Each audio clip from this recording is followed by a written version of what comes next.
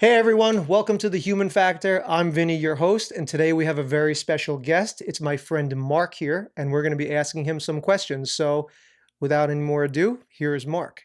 How you doing, buddy? Good. Thanks for having me, Vinny. How you doing I'm today? doing pretty good. Thanks for being here, making Of some time course. for us in your busy schedule. Of course. So, I've got a couple of questions for you. Do you mind if I ask you them one by one? Maybe we can just get real deep down into it. Yeah, let's get started. All right. I know you've been like really, really excited to do a podcast, Yeah, it's right? it's been on a list of things that I wanted to do.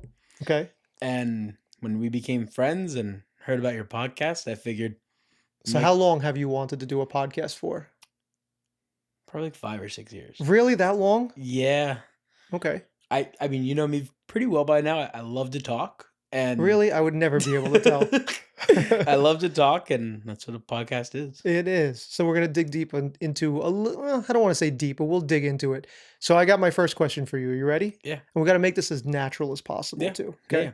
So tell us who you are Hmm. and how you got to where you are today at just 23 years old. Yeah, so I grew up in a city by the name of Parkland, Hmm. and unfortunately, a lot of people know the city of Parkland for the shooting that occurred. Yeah. At And Douglas, right? yeah, Douglas, and I was a student there at that time. I was a freshman, 14 years old, and unfortunately, I was there when the shooting took place. And that event kind of shaped the rest of my life, which I mean, obviously, it's a pretty traumatic event for anyone, especially for the families that unfortunately lost loved ones. I mean, I was only 14 at the time, experiencing one of the largest school shootings in the history of the United States. Hmm. And ultimately, because of that, I ended up switching schools. Oh, I didn't know that. Yep, yep. I only went to Douglas for a year and a half. I switched in the middle of 10th grade. Okay. I ended up going to a very small private school. When I say very small, I mean 32 kids in the grade. Really? Yes. So it's kind of like the karate class. Yeah, yeah. So I increased the class size by like 3% when I joined. And coincidentally, there's someone that who ended up becoming my best friend who left Douglas after ninth grade to go to that school. So he started 6 months before me. Hmm. So him and I got very close very fast. We knew each other from Douglas and from our middle school, and we became very close very fast. He was kind of like my person, if Hmm. you can, because he did exactly what I did. He transitioned to that school, and he described it as summer camp, which is like why I wanted to go there. He was like, "Oh, it's like summer camp. Everyone's super nice." Then I got there and it was great for the first month. Then after the first month, everyone's kind of like mask kind of came off, Hmm. and I started seeing people for who they really were, and it just wasn't me at all. And around this time, he started saying like the same thing, like, "Oh, this isn't like summer camp anymore." Hmm. So ultimately, after that semester, I only went there for one semester. I decided this was not for me. And at this point, I've now been to public school. I've been to private school. I didn't want to go to a bigger private school and like start over in 11th grade with a whole new set of friends, whole new set of school, etc. I didn't want to go to a different public school and same thing, start over again. Hmm. So I figured I did public, I did private. Let's do online. Oh, so you did online I did school? online school Actually, I for, think you've told me this one time. yep, 11th and 12th grade, which ultimately did not end up being a big deal because that's around when COVID happened. Hmm. So everyone kind of did online school at the same time, but I did it before it was a thing. So how did you feel for going to, like, I went to public Mhm. school, right? So I had friends that went to private school and they used to tell me some crazy stories. Mhm. Private school was always the kids you wanted to hang out with. And I never knew anybody that did online school. I Mhm. mean, when COVID came around, I decided to get my college degree online to finish. Um, but being that you were younger, I was in my 30s when I got my Mhm. degree. So being that you were younger and you didn't get to go the rest of like the best years of high school, let's call it, how did that feel to you compared to if you were to actually spend time in high school? Yeah, I mean, definitely after the shooting, high school was never going to be the same. It just wasn't. Even for my friends that stayed at Douglas, it Mhm. just was never the same. Got you. School in general was never the same after that. Yeah, what kid would Uh, want to go to school? yeah, I mean, up until that point, I got straight A's from sixth grade on. I got my first B after the shooting. Mm, Which when I got that B, it was quite devastating. mhm. Looking back, I mean, it didn't really matter at all, but I didn't know how to process it. But at that point, that was kind of around the moment when I realized school isn't everything. And up until the shooting, school was everything. Mhm. It was school and karate. That's all I knew. I'd go to school. After school, I'd go to karate. I'd go home, have dinner, rinse and repeat the next day. That's all I knew. And I got straight A's and everything. If I got less than a 95, I'd freak out. Like I was like that kid in like middle and high school. Like I wouldn't say teacher's pet. Most teachers did not like me because I talked a lot and talked out of turn. But some teachers, Trailblazer. yeah, some teachers loved it, some teachers didn't. But so after the online school, I was really bored. During that time period, I also realized how much school is actually fluff. Mhm. I was doing a full course load and I'd finish every day at noon. I'd start at Wow. like 9 in the morning. 3 hours later, I'd be done. My mother worked from home, like all throughout middle and high school. She worked from home, and she'd be like, "Mark, like, don't you have school?" I'm like, "I did everything." She's like, "Well, why don't you get ahead?" I'm like, "I am ahead." She's like, "But it's noon." I go, "I know." She's like, "What are you gonna do now?" I was like, "Go play basketball." So I was living life. I woke up. I went to the gym with my sister. We'd Mhm. come home. She'd get ready, go to school. I'd get ready, go to my computer, and then I'd be done around noon. I'd go play basketball. I'd go back to the gym. My friends would get out of school around 2:40, I think dismissal was. Mhm. So then I'd hang out with them around 3:30. On days I did karate, I'd go to karate, and it was great. And then I realized like I was so bored. So I was like, all right, well, I have all this free time. Let me go get a job. And I ended up applying to a lot of like traditional jobs that like teens will work, like a barista, a cashier positions. I applied to be to stock the shelves at local grocery stores. None of them would hire me. Because you didn't finish school yet or because No, they just wouldn't hire me. The barista job, I ended up totally bombing that interview. Mhm. I applied for a new location, and I thought I knew where it was, and I was wrong, dead wrong to rights. So I didn't give you enough time to get there, Okay. and then I ended up missing my turn because I was 16, so I was like, I don't need a GPS. Missed my turn, ended up getting there late, so I showed up like 10 minutes late to my interview. The interview lasted literally 10 minutes, and I Mm. walked out of there. I was like, yeah, I didn't get that job. So Did they I call you? no, Oh, no, so they no. just left you They hanging? just that was it. Yeah, maybe I got an email. But then I ended up stumbling across like on Indeed for this position. It was like needs to know Excel, needs to know Word, needs to know PowerPoint, and needs to be able to talk and communicate. When I was at high school, I became certified in PowerPoint, certified in Word. So I was like, this is the perfect job for me. I'm certified in two out of the three things they want, and I know how to talk. So I went to apply, and they at first they wanted me to like come in like on specific dates, and it just didn't work with my schedule. And like 3 weeks later, they reached back out and they're like, "Hey, we're willing to accommodate you. Do you want to come in for an interview?" Mhm. And I was like, "Sure." Kid you not, I thought I was going to work at a bank. Okay. So I show up. It's an insurance agency that offers banking products.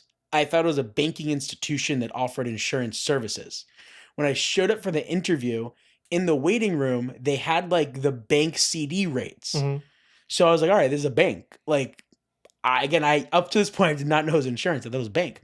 I'm in the middle of the interview and they bring up that they sell insurance. And I'm kind of sitting there like, well, I'm not going to tell them I thought this was a bank. Like, And I'm you in know the nothing about I insurance. knew nothing about insurance. I thought I wanted to work at a bank and kind of be like a financial advisor or even like a private banker or something in that category. Like money has always infatuated me. And in the middle of the interview, like I kind of got a feeling I got the job because they started talking about like the salary and the benefits. Keep in mind, I'm 16 years old.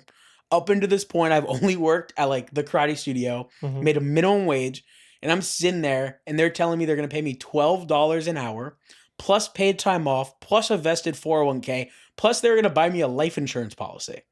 Term policy? No, whole life. Really? Yeah. That's a great And I'm job. sitting there and I'm like, whoa, this is way better than making $7.50 stocking shelves. Yeah. Like, this is great. I come in at 9, I leave at 5. This is phenomenal. So I ended up taking the job, realized real quick that it was not bank, it was insurance office. And my job was pretty much like the glorified receptionist, essentially. So if a call came in, my job was to pick it up and route the call to the appropriate like salesperson. And it was selling like home and auto, and they'd also do a little bit of life insurance. And I started asking a lot of questions because I was 16 years old. All I knew is we had home insurance. All I knew is we had auto insurance. That was the extent of my insurance knowledge. And within like the first like 3 to 4 months working there, I would ask probably 200 questions a day. Just trying to learn what's going on around you. Correct, because I wanted to know what I was doing. Because all I was doing was passing off calls, and then that kind of led to if we had walk-ins, I'd kind of greet them and then bring them to the appropriate person. Then that led to following up to get documents signed.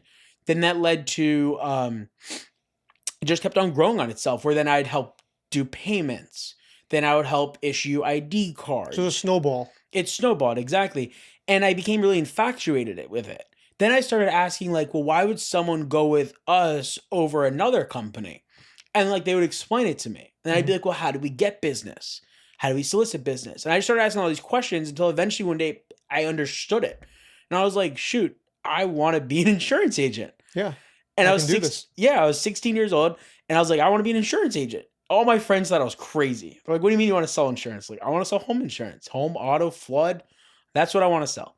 That's what I want to do for a living. And they're like, you do? And I remember I was at a local pizza shop. Shout out Vinny Pizzeria. And I was sitting across the table with my friend. And my friend's like, why do you want to be an insurance agency owner? And I said to him, I didn't know how to explain it to like another like 16-year-old. Like I only knew what I knew because I did it every day. And I said, imagine you are selling Netflix subscriptions and you sell, let's say 100 subscriptions this year.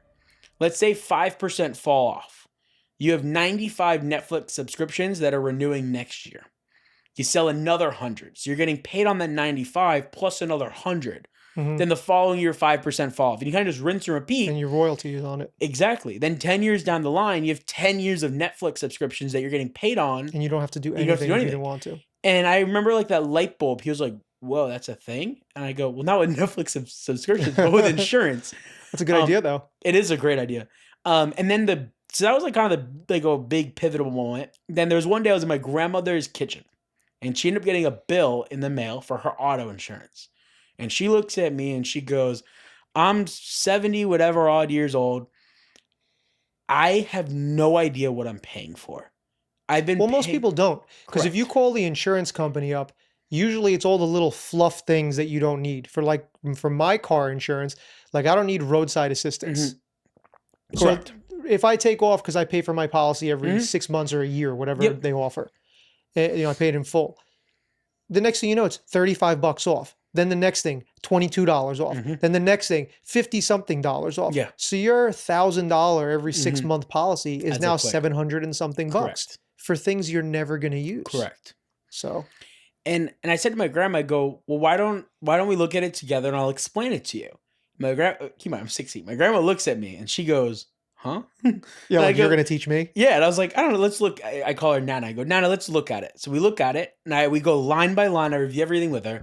And she looks at me kind of like perplexed. And she goes, Mark, this is the first time I've ever understood what I was paying for. And she's like, the way you explained it to me, I actually understood. And she's like, and I kind of like looked at her. I was like, we kind of like had like this moment of and like, that's kind of like the light bulb moment. And up until this point, I loved where I worked. It was phenomenal. I loved the people I worked with, the people I worked for. I loved what we were doing.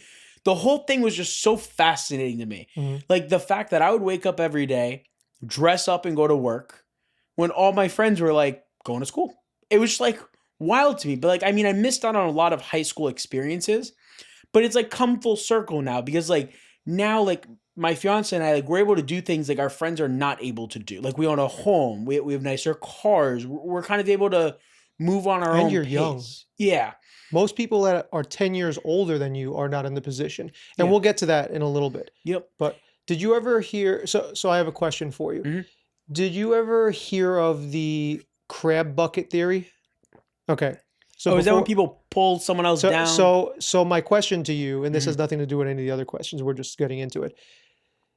If with all the success that you were having at such a young age and your friends seeing you, for the people that don't know what the crab bucket theory is, when you don't need to put a cover on a bucket of crabs because any crab that tries to get out, the crab underneath him will pull him back in. So you will never lose a crab out of a bucket if you leave the cover off. So with that being said, and obviously maybe people understand that now, you already do understand it. Did you feel that with your friends?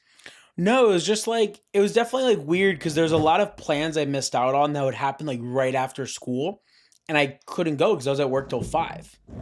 And it was like it took a adjustment, or like when my friends did spring break, I didn't have spring break. I was still working, Yeah. but it was a lot because I would work 9 to 5 Monday, Wednesday, Friday, Mhm. 9 to 2 Tuesday and Thursday, and then Tuesdays and Thursdays I would go to my other job from 2:30 to like 11. Every Tuesday and Thursday I worked at a karate studio. Mhm. Then Saturday mornings I would go for our weekly meeting at like 7 or 8 a.m. on Saturday. Then I'd go to temple Sunday morning. Then on top of that, I was taking a full coursework of school. It was a lot. And It then, sounds like you were really busy at a really young age, but it happened by accident. but it's also really hard for young people, Hmm. especially, at 42 years old, times were a lot different because you're 20 years younger than I am, right? So, with that being said, there's no attention span these days. So, you being 20 years younger and still having that or even a better work ethic than my Hmm. generation, it's amazing to hear that. And I know a couple of, younger people that are like that, but it's very far and few between.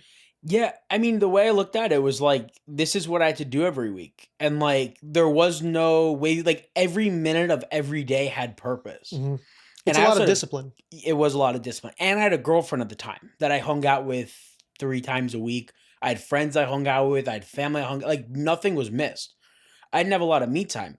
But then what happened was there's one day I took a step back, and I think it's really funny to think about it. At 16, I ended up going to my karate studio, like my boss, who I've known pretty much my entire life, the manager I've known pretty much my entire life. I'm like, hey, I'm putting in my 2 weeks. I don't see myself being a karate instructor anymore. I see myself selling insurance. How awesome is that? And they kind of looked at me and they're like, huh? That's like a 30-something-year-old statement right there. Yeah. Like, "Hey, I'm gonna quit this Uh job that huh. I have for a career path that I want." Yeah. And they kind of looked at me like, you want to do insurance over karate that you loved and have done like your whole life? Your family does it, your mom, your sister, all your friends. I'm like, yeah. Yes. And I remember like walking away, I was like, oh, they have no idea. Like, I'm gonna go sell insurance. Like, but at the time, like, I didn't really know where it was gonna go. It was more of just like A leap of faith. a leap of faith. Because the way I looked at it was, why am I working till 11 o'clock 2 nights a week? And why am I leaving here to go there where I was making about 50% less an hour? Mhm. So I was making 50% more, I should say, More an hour. at insurance than Yeah, you're karate, and it was a lot less stressful at insurance, and I saw a path. So that was kind of like my first big like, this is what I'm gonna do. And then after high school, I did what, or I guess backpedaling just a little bit. Um, when SAT time came around, I ended up taking the SAT. Took it one time. I think I got like a 1250. And I was like, all right, perfect. I get into college with that. My academic advisor, it's guidance counselor, academic advisor, whatever called in school, was like, you should take it again. I think you'll do really good your second time. I go, will this get me in college? They go, yep. I'm like, perfect. That's it. And they're like, you don't want to try to, nope, nope, nope. That's all I need. I'm just going to do it once. I passed. That's it. Mhm. Hindsight 2020 really did not do much for me. You didn't But need it, but still. I ended up, my claim to fame is I ended up applying to one college, the local, I applied to FAU, Mhm. and then FAU sends it out to the local community colleges. So I'm getting accepted in FAU, accepted in Broward College, accepted in Palm Beach State College. Then I got a scholarship for FAU's Honors College in Jupiter. Oh, wow. And my claim to fame was I applied for one college, got into four, and then ended up dropping out. But then I ended up doing one semester. I took one class online. I hung out at campus a lot, which is where I met my now fiance. So I always joke around that I got my MR degree. Well, I And mean, you had the opportunity to meet her yeah, because of that a situation that hundred happened to percent. happen. So you literally took your Mhm. SATs Correct. to meet her. To meet Think Carly. about to meet A Carly. How hundred funny percent. is that? It's definitely very funny. Then I ended up getting a D in the class, and because that was the only class I took, my GPA was below the threshold, Mhm. so they ended up putting me on academic probation. Yeah, Where if because I, you're underneath it. yep, so if I had one more semester like that, they're gonna expel me from the college. And my parents kind of were like, Mark, like, if you're gonna do this, do it. If not, like, there's no point to waste your time. Like, there's no point to waste your money. And up until this point, the only thing I knew was go to college. So I said, you know what? I'm gonna use this as motivation. I signed up for 3 classes the next semester. And I was like, I'm gonna get A's in every class, and it's gonna be great. My parents through the moon, excited, proud, you name it. That's how they felt. The second semester started. We're about a week in. It's like Saturday night. The first assignments are due on Sunday. Mm. And my mom's like, "Did you do your work this week?" I go, "No." She goes, "Well, what are you waiting for?" I'm like, "I don't know, mom. I really don't." She's like, "Are you gonna try this semester? Or are you gonna like get expelled?" And I'm like, "No, mom, I'm gonna try." I signed up for 3 classes, blah blah. And then by this point, I was like, "I don't know. Like maybe I'll drop out of 2. I'll just do one again. I'll ease into it." And finally, my parents were like, "Listen, Mark. Like if you're not gonna do it, don't do it. No point to waste your time." So I said, "You know what? I'm gonna drop out of college." Keep in mind, everyone in my family has degrees. Most have multiple degrees, masters, doctorates, law degrees. I have family members that are teachers, lawyers, CEOs of different organizations, all very prestigious backgrounds. And here I am, 18 years old now. Yeah, I'm gonna drop out of college. And keep in mind, I had like a 75% scholarship for Bright Futures. My parents put money aside. I had Florida prepaid. I was essentially getting paid to go to college. And I said, no, no, no. It just wasn't for you. Nope. I'm gonna drop out. And it's a really funny story, actually. My mother brings me into my bedroom, closes the door, and goes, "Mark, I need to talk to you. I need to make sure you understand what you're doing." She's like, "Mark, I know you very well. I'm your mother. If you drop out, you are never going to go back to school. Mhm. So if you drop out, like, you're That's it. probably like," she's like, "it's very hard. I mean, I'm sure you get to test. It's very hard to go back to school." I did it 4 times. And I'm sure each time it was that much harder. The only reason I finished college is because COVID was around. I Gotcha. couldn't go to work anywhere. I actually had gotten laid off from the auto place that I was working Gotcha. at with Christian. They did a soft layoff. They gave me like Mhm. 2 hours per week, and I was like, I can't do this. It's almost insulting at Yeah, that I mean, point. at that point, it's like, are you kidding me? Just fire me at this point. Mhm. So I remember I was with someone at the time, and she was going to college, and she goes, "Why don't we just go to college together? I'm at the same point halfway through my degree that you've been doing for the last 15 years." So I was like, "All right, let's just do it." And then, I just completely finished it from there. Most people that take 15 years get a They doctorate. become doctors. Yeah, I've heard that. I could have become a doctor and A something else, and a lawyer lawyer. too. You could have gotten a lot of degrees in that time. You know But your what path though? is also very interesting. But it's weird because I've heard that and it's not offensive to me because I have a friend. He always like, "Oh, you're a jack of all trades, master of nothing." I think you're But a then master of a lot. I think you're I very good at a lot of but things. then I read this thing that said jack of all trades, master of nothing, better jack of all trades than master of one thing. And to me, Okay. it makes more sense that I can literally do electric work, plumbing work, automotive work, finance stuff, like all these things, than a lot of people who can only do one thing. So I'm pretty That's grateful true. for it. It's also because of my dad. If it wasn't for my dad, I wouldn't know half the stuff or three-quarters of the stuff. He's just like a hands-on. We never have a handyman for Yeah. everything. It's like, oh, the light fixture's broken, no problem. Let's fix that. Oh, we need to do tile work. Let's do that. Oh, the steps are broken outside. Let's do mason work. Yeah, You we know, don't know how to do any of that. But it's also a you culture got a thing. friend. We know people. My dad always jokes he can't fix anything, but he knows 3 people that can. Well, it's a good thing too. And if Yeah. you can afford to pay them, then God bless, because it gives you more freedom to do whatever you want to do. Yeah. As to where we're always fixing stuff so we don't have to pay anybody else. But it would be convenient for someone else to do it. Yes and no. I also think there's a rewarding aspect of doing it yourself, knowing that like if you show someone like your bathroom, it's like I did this. Where it's like if I show someone my bathroom, it's like, well, this is what we bought. Well, in the car industry, it's, there's a lot of these kids that have these crazy done out cars that mommy and daddy paid for, especially Correct. here in South Oh, Florida. You see them 100%. all over the Yeah. place. And it's bought, not built. Correct. And when I was younger, or even now, I build or fix or whatever, anything myself. And when I look at it, there's this gratification that says, I did it. And I have I a know friend I'm like going to that. do it way better than anybody Mhm. else is going to do it. That's the way I look at it. I mean, whether it comes to fixing the toilet bowl or fixing the car, it's going to come out perfect. It's not going to be half-assed. So, yeah, I can understand why doing it yourself is much more satisfying. Yeah. But it's also a lot of time invested. How much sometimes people's time is worth money.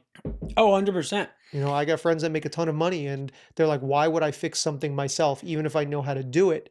Mhm. when I could just go to work that day and it cost me half the amount to pay someone else and I still made money. Yeah. No, I agree with that So, philosophy 100%. yeah. But going back to my mother taking me to the bedroom to talk to me, Mhm. um, she sits me down and she goes, "Mark, like, do you understand, like, you're gonna be dropping out of college?" She's like, "Everyone has degrees in our family. Like, are you sure that's what you want to do?" And I looked at my mother and I said, "Mom, you have to trust the vision." And I At 18 years old. At 18 years old. And I was thinking about this earlier this week, and I just started laughing. I was telling Carly about this story. I don't think Carly knew the story up until now. And maybe she did because we were dating at this time. Mhm. It was right when we started dating. A month in is when I dropped out of college.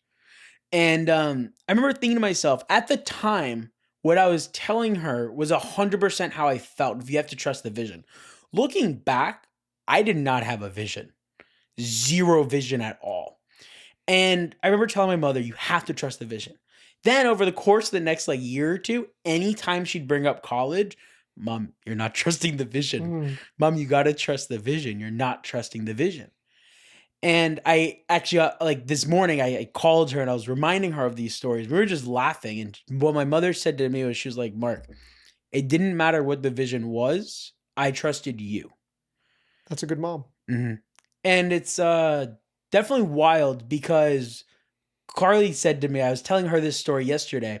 Carly said to me, "You know, Mark, if we have a kid one day and they tell us that, I'm sure you'd be especially understanding of it." And I looked at her, I said, "You know, Carly, I don't know if I would." I was like, looking back at it, it is absolutely insane. At 18 years old, I said to my mother, "I'm going to do what no one else in the family has done, which is drop out of college, and you have to trust me."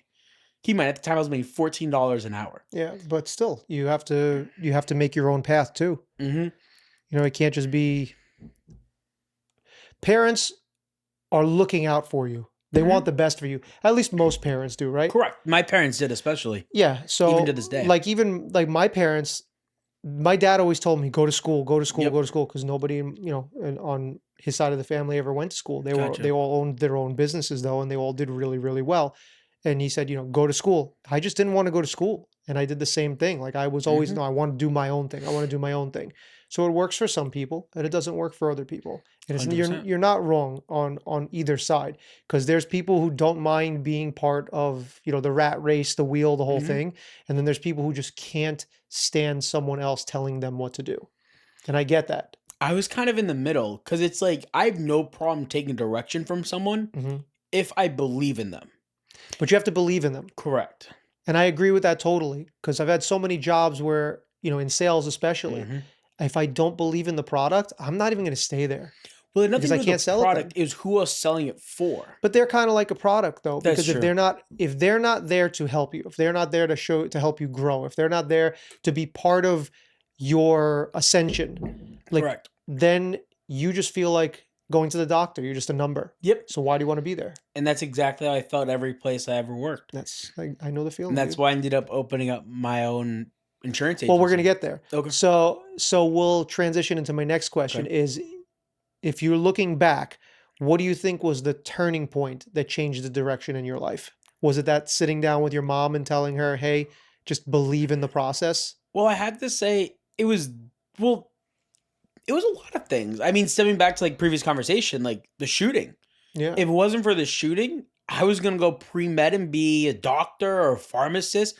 And the shooting's what changed my whole thought process around school. Mhm. And then that's how I ended up getting into insurance. But the reason I opened up my own agency was I was contemplating it for a while. And there's two big reasons why I ended up doing it at 20 years old. The first one was I came home from work one day, and I was complaining about work, and my dad looks at me. And I have a very close relationship with both my parents. My dad looks at me. I remember exactly where we were standing in the house. Fridge was here, I was here, my dad was here. And my dad looks at me, he goes, "Mark, I don't want to hear another complaint about this job." And I look at him, I go, "What do you mean?" He goes, "You've been complaining about this job for the last 6 months. When are you going to go open up your own agency?" And I said, "Dad, I'm too young." My dad said, Why are you too young?" And I said, "Well, the boss I had when I was 16 said I had to be 25." And my dad says, "F his name. Mhm. Who cares what he said?" Yeah, it And doesn't I'm matter. like, "Well, I don't know." Dad's like, so if you're not happy where you are, you really want to go work someplace else? I'm like, no.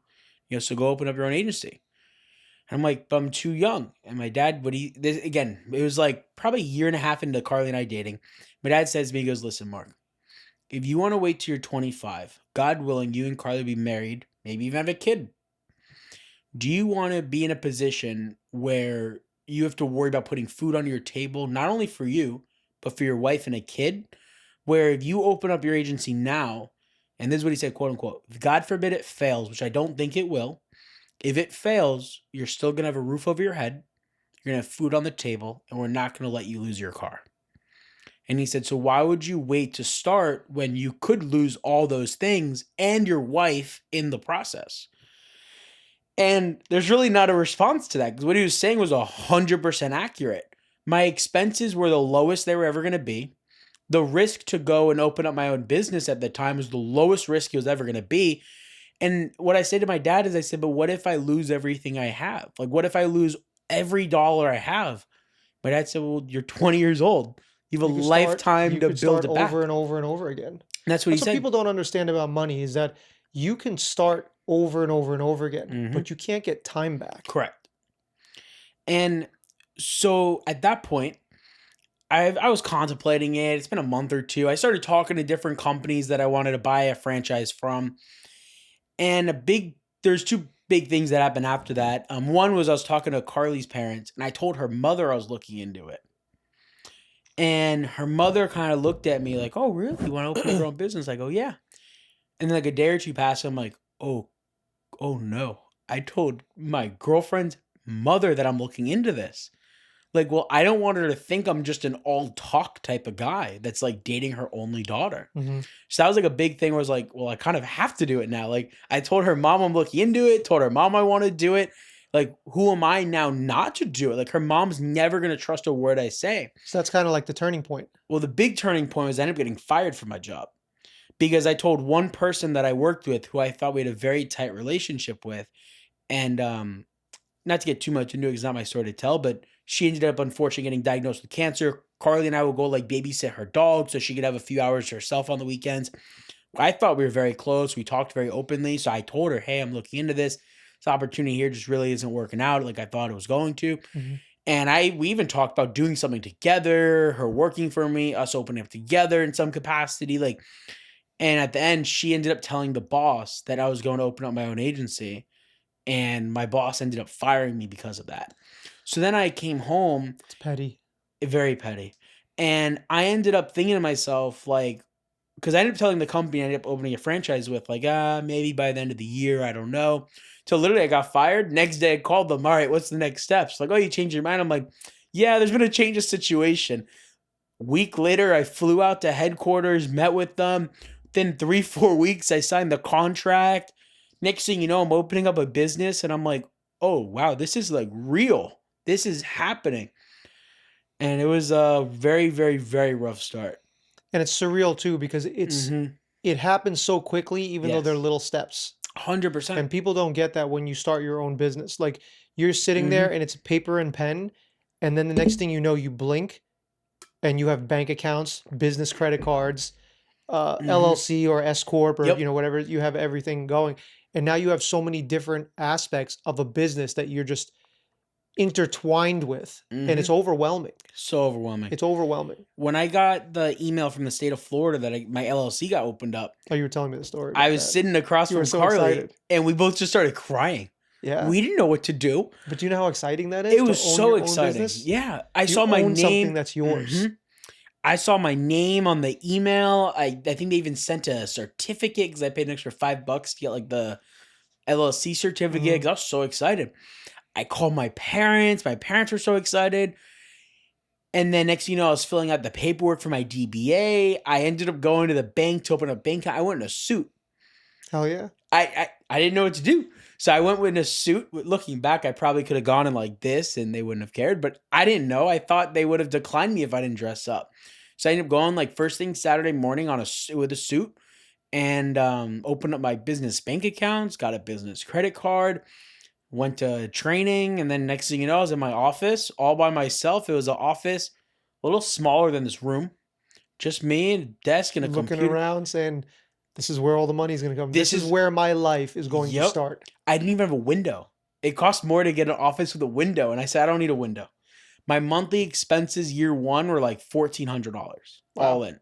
Which when I opened up, I was so nervous because that 1,400 is coming out regardless if you make a single sale. Yeah.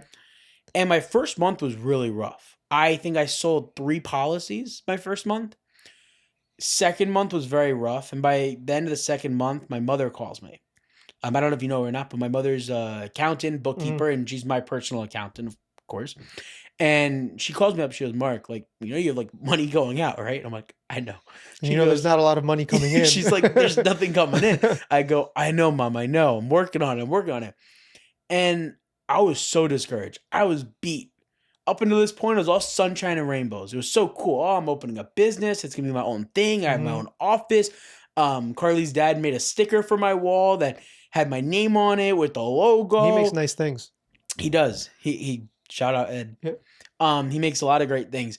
But which that was really nice that he made that for me. I put it up on my wall. I was so excited. I come in every day with a smile on my face.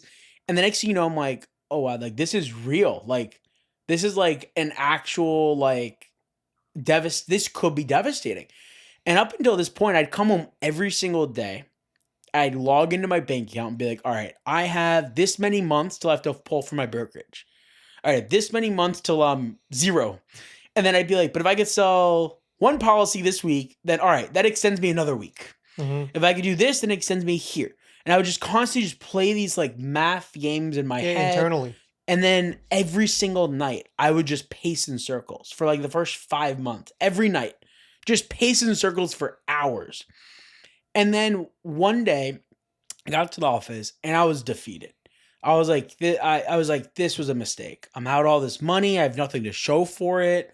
I've sold 3 policies. I can't even sell my book of business. I don't have a book of business to sell. And I'm like, what am I going to do if this doesn't work out? Because remember, it's the vision. Yeah. It's the process. Trust the So process. exactly. So I'm like, what do I do? So I started looking into actually becoming a police officer Okay. because I was like, this isn't working out. Like I was like, I'm really sorry I did this. Like big mistake. I guess I'm gonna go be a police officer. Like I don't want to go back to college. That's not for me. I'm really not qualified to do anything else. And I'm not gonna go work at another insurance agency now because that's admitting that I failed. Mhm. And I remember like that was like one day. Then the next day it came in and I was like, what am I doing? I was like, this is my goal in life to open up my own agency, build a team, help other people create success. And I was like, what am I doing by just tossing in the towel after like a month and a half? So I went 100% in, all in. I ended up calling other agency owners that I knew in the area, meeting them for lunch, asking what they did. And all I did was do exactly what they told me to do. And next thing you know, it wasn't like overnight, but like within that next month, it was like night and day. My business expenses were paid for. The following month, my business expenses were paid for, and my car payment was paid for. Following month, I was able to profit $100. The next thing you know, by like month 6, month 7, I was one of the top rated, what they call rookies just in your first year in the whole state. Then following, I started July 1st, 2023. Then in 2024, I ended up qualifying for President's Club, which was top 75 agents in the country. Mhm. Then in 2025, they narrowed that to top 50 agents. Then at finishing at 22, number 22. Coincidentally, I was also 22. It works. It does. And then we got President's Club again, which those were great experiences. Corporate has a President's Club trip with a +1. I remember when I realized I was pacing for President's Club, it was in Utah, the first trip. And it was like an hour away from where Carly's cousins lived. So I told Carly, I go, hey, Carly, like, I can't believe I'm saying this, but like, I'm pacing President's Club. And she's like, what? What's that? And I'm like, well, it's like top 75. And she's like, what does that mean? I was like, we get an all expense paid trip with like everyone else that made it. And she's like, Mhm. where is it? I go, Utah. She goes, no way. She goes and she calls her cousins. Hey, we're gonna be in Utah next I think it was June. Next June. They're like, oh, what are you doing in Utah? Oh, Mark's gonna make President's Club where they're gonna fly us out. And I look at her, I go, but Carly, I didn't make President's Club. It's like I still got 6 more months to go. And she goes, oh. You're gonna do it now? And I'm like, well, I have You to keep do putting it. your foot in your mouth. I know. I'm like, well, now I have, well, Carly didn't know I didn't make it yet. Mhm. She didn't realize that it was the whole year. Yeah. So now I'm like, well, now we have to go to Utah. So I ended up doing it. I think I finished like 65 that year. So I was like, all right, we made it. We got to go. It was such a cool experience. It was one of the nicest hotels we ever stayed at. The bathroom was heated floors. When we walked into that room, we kind of just looked at each other. Cause like, keep in mind, like at this point we were 22. I was 22, she was 23, 21, 20, something like that. And we're like looking at each other like, is this real? Like It's happening. It's the process. yeah, but like we looked it up and like the hotel they put us up at was like $1,000 a night. Yeah, it's expensive for a hotel. And we're like, is this real? Like we FaceTime like our entire family, like, oh my God, look at the hotel room we're staying at. And it was a great experience. So then after that, Carly's like, you're gonna make it this year, right? And I'm like, well, I hope so. Every year. She's like, well, I really want to come back. And I'm like, all right, I'll do my best. Then I ended up finishing 22, and that was Puerto Rico. That was a phenomenal trip. Mhm. At the end of that, Carly looked at me and she goes, all right, so we're going back next year, right? And the thing is now I'm focused more on growing a team, not so much my personal production. Mhm. Um, Well, it's full circle because the yeah, team will eventually help you, and then you kind of correct. work less. Yeah, 100%. I mean, there's not only can you make it as an individual sales agent, you could also make it if your office makes it as the agency owner, you can make it as well. Got you. So I think my President's Club days as a producing sales agent, I do think is over because right now, like, I don't give that many, but like leads to my producers, but sometimes I'll throw them a bone and stuff because everyone gets their own business and I help them do that and stuff. But it's kind of like for instance, like my first hire that or not first, the most recent hire that's stuck and has worked out. When she's having a good week, I'll send her some leads like, hey, you did a great job. Like, But it helps you here. too. Yeah, it's a win-win, but it's also like, I don't want to say like a reward system, but it's like, you don't want anyone to become like a house mouse where like they're just reliant on like you handing them deals. Like you Mhm. want them to go and source their own deals, get their own deals. But if someone's doing a phenomenal job, you Help 'em out. incentivize them, you help them out. Like, because at the end of the day, there's only so much time in the day. As the team grows, I'm going to be spread thin. Not thin, but I'm going to be spread in multiple directions. So at the end of the day, I'm going to give them a bone. They're going to be able to sell it, make a little more money than they would have before. And And the that makes them leads, want to work harder too. correct. Like that's the thing that I never understood. Everywhere that I've ever worked, at all the financial institutions, it was always the person that was either working with me or above me took for themselves. Mhm. They never helped. So why would you want to be there? That's like such a common occurrence too. Is they just try to they don't realize, I mean, not that I'm a fan of, but I'm not even going to say his name. Somebody that's very famous always said that you want to make the person next to you grow so that they can pull you with them eventually, right? And it makes more sense than you having to push somebody. So if somebody else is growing and you see it, that I'm assuming to you as well, that makes you feel really good inside. And 100%. it's like the money's great, but if I see you doing better, that makes me feel better, which makes 100%. me want to do better too. Yep. You know, and then it's like, you know how they say laughter's contagious? Yes. Okay, so it's the same thing. If you're doing 100%. well, somebody else shouldn't be jealous that you're doing well. So like let's 100%. say how many employees do you have now? Right now, I have 2, Okay. but hopefully we'll have 3 soon. Okay, so you have so it's 4 of you in total. So Hopefully let's say soon. Right now, just 3, but there's going to be 4. There's going to be 10 yeah, eventually, you God know? willing. Yeah. But let's say there's 10, okay? If one is doing really, really well, Mhm. why besides you are the other 8 Correct. going to be jealous and snarky about it? When it's like, okay, that person's doing really, really well. Mhm. What are they doing that I can better myself now? Yeah. No, I agree 100%. It's very interesting because, like, um, right now my top producer has been with me for a few months, Hmm. and it's very interesting because I'll hear her on sales calls, and I'm like, wow, like I'm blown away. And then I'm like, wait, I trained her to do this? Yeah, isn't that And like amazing? I'm kind of like taking notes on what she's doing because she'll get someone on the phone and she'll just tell them what they're doing. This is what we're gonna do. If this was my house, this is how I'd insure it. And just go, we're gonna do this, we're gonna do this, we're gonna do that, then we're gonna do this. Perfect. I'm gonna send this to your loan officer. You're good with that? And they're like, yeah, that's a great plan. And I'm just like, how'd you do that? like, I'm like blown away because I'm like, what? And the next thing you know, they're like begging her to help them with their second home and their vacation home and their autos and their umbrella. And I'm just like, That's great. what? Like she'll like get off the phone and she's like, yeah, they like begged me to help them with their auto insurance. And I'm like, they did? And she's like, yeah. Meanwhile, I'm like, can I do your auto? Let's look at your auto. Let's do this. And they're like, hey, we want you to do our auto. Like, let's do it. Like, you tell us what to do, blah, blah, blah, blah. And I'm just like, whoa. Like, in my head, I'm like, I don't remember training you to do that. Like, 'cause it's like she's taken what I've done and just like expanded into what she's good at. Mhm, She's a lot more personable than I am with like clients and on the phone. I'm more of like, let's get to the point. Let's move on. mhm. Let's get this knocked out. Where she's more of like, not so much of like, let me learn your dog's name, let me learn this, but more of like I heard her on the phone ask for like drivers. And when she got to like the drivers, she's like, let's start off with your favorite kid first. Who's your favorite kid? Give me their information Well, she's first. really personable, and that's Yeah. really nice to have someone who cares because you build rapport with people. Mm-hmm. So what I'm hearing is that even though you are like the Karate Kid master of I the wouldn't of the go that place, far. oh, we're using your previous Yeah. employment as well.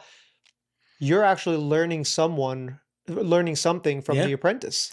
100%. And how Because that's crazy is that? not Is because it's not the me. same Mm-hmm. thought process that you have.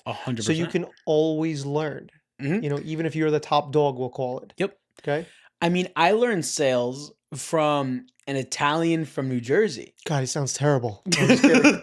Just Could kidding. be your uncle. It could But be my he uncle. was a great guy. I mean, he taught me like sales 101, sales 201. But the way he sold, he's from the car business as well. He was very direct. Yeah, this is how it is. That you don't like it, get out. Exactly. He actually kicked clients out of the office before. Yeah. He had someone and he didn't like how they were talking, and they said, if you don't stop, you're leaving. And I'm kind of sitting there like his desk was here, mine was here, and I'm like, Yeah, whoa. because you're thinking to yourself, I don't want to lose this sale. Yeah, but he didn't care. He I don't mean, he care. was also like 6 months away from retiring. He just stayed with the job for the health insurance. He was waiting until he turned 65 to get Medicare. He did not.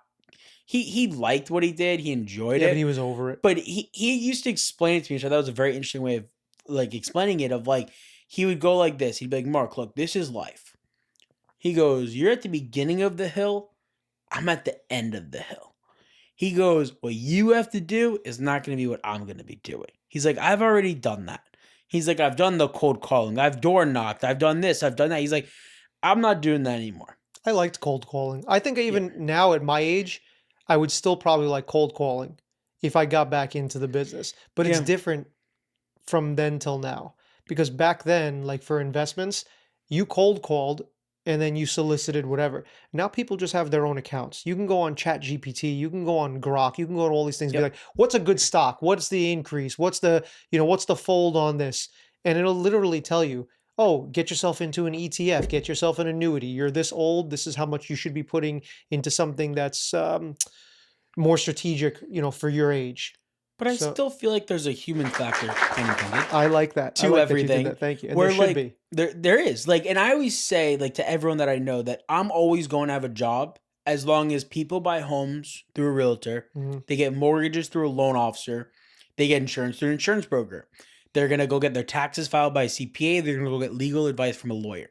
Because if you really look at it, companies like TurboTax or Legal Shield or you name it, you can do all that stuff online for many, many years. And TurboTax is a large company, but there's still, if you look in South Florida alone, there's probably not hundred, but thousands, if not tens of thousands of CPA firms. TurboTax has been around for years. I find it funny that everything is just automated. So I never get McDonald's. I haven't gotten McDonald's in forever.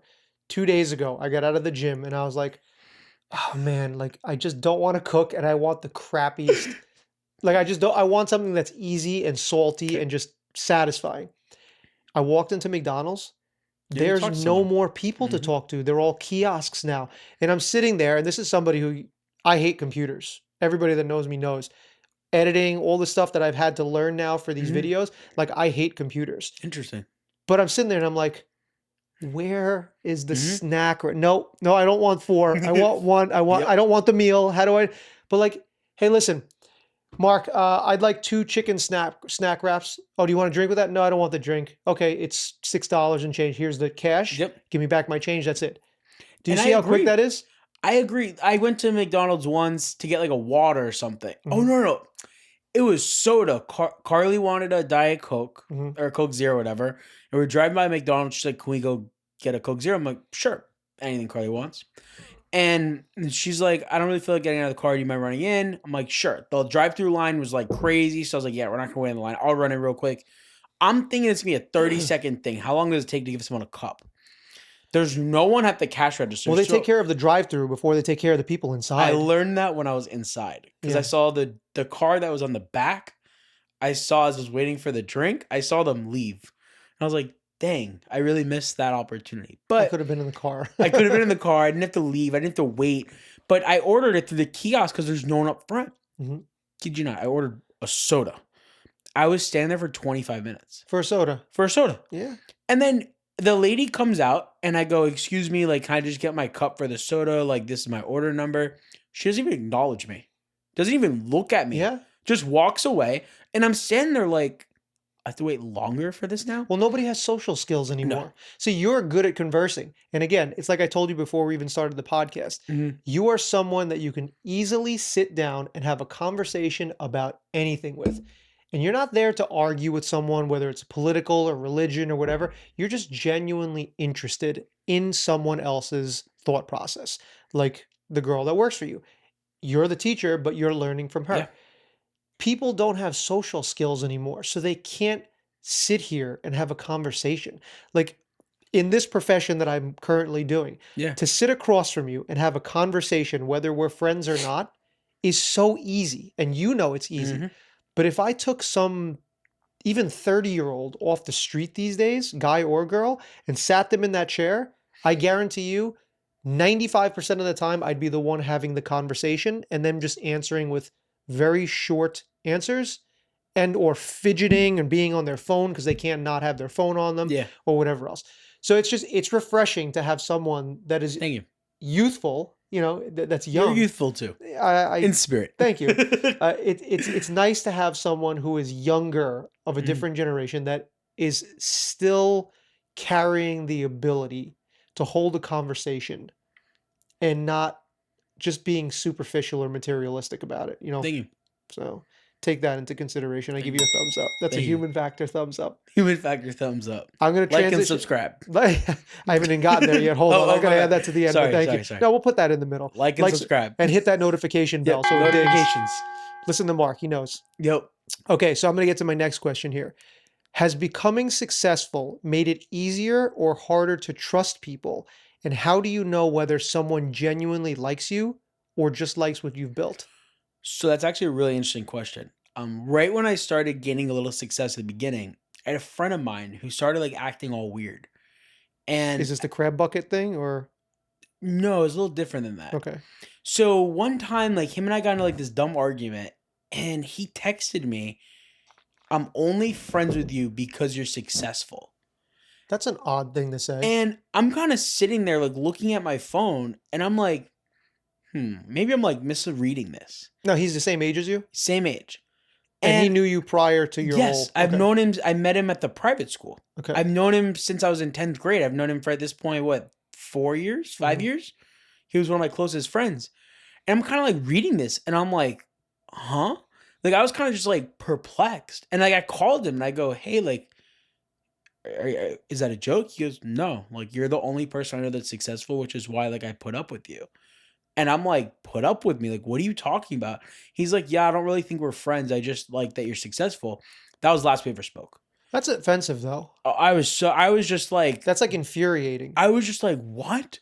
So that was like the first I've really experienced that. But for the most part, like the friends I'm with now, for the most part, most of them are very successful in their own regards. And one thing I always say is like, I want everyone around me to be successful, Mhm. even if that's more successful than me. Now, there's some people I've met through the years where you could very easily tell that they want everyone around them to be successful, just not as successful as As they they are. are. Now, I would love nothing more than if I can train, let's say 10, 15, 20 sales agents to outproduce me. Like, that would mean the world to me. Where I know people that own other insurance agencies, that would eat them alive. They would never be able to sleep at night if they hired someone that sold more than they did. Like, my producer at this point in her career, like, if you look at her start versus my start, she's already sold 3 times more than I did. And I show her, I'm very open. So I showed her my ramp up compared to her ramp up. And I'm like, this is so exciting to watch. I was like, you're going to outsell me in no time. I was like, you've already sold 3 times more than I did at this point in your career. And a lot of people would not be able to handle that. But that's just the kind of person that we are, though. Correct. Is like we said, we want to watch other people do better because Correct. it internally makes you or us feel better as to where other people would rather just be like, no, I'm the top one. Mhm. You're not better than me. You're not going to be better than me. And you kind of just stay Yep. here. And that's how, in the finance business, everybody's a shark. That's Yep. what I've always found. Always found. So Yeah. it's hard to find people like you in that Thank you. regard. So if you do have more employees, when you do, if anybody's looking for good employment, you're gonna be a good boss for them. Thank So you. enjoy that. Thank you. But I don't even look at it as a boss. Like, Well, you can't have it as an equal though. That's like one no, no, thing no, that no, I'm no. a But proponent like for. You cannot be Gary, an equal with your employees. but Gary Vaynerchuk says it best. Gary V, baby. A boss stands in the back and points. A leader is up front and leads everyone to where they want to go. Yes. And that's kind of how I want to be, in the sense of, like, one thing I pride myself on is I'll never ask someone that works with me to do something that I have not done / will not do. Mhm. Like, there's certain things I will not do. And I'm not gonna have you do something that I don't do or haven't done. Everything I ask you to do is exactly what I'm doing now. And I go so far, like, I literally sit right next to my people. And when I hire more, I'm being the center of everything so everyone could hear everything I do. And it's very purposeful, because remember I told you at the beginning I would talk to a lot of the agencies that are very successful. Mhm.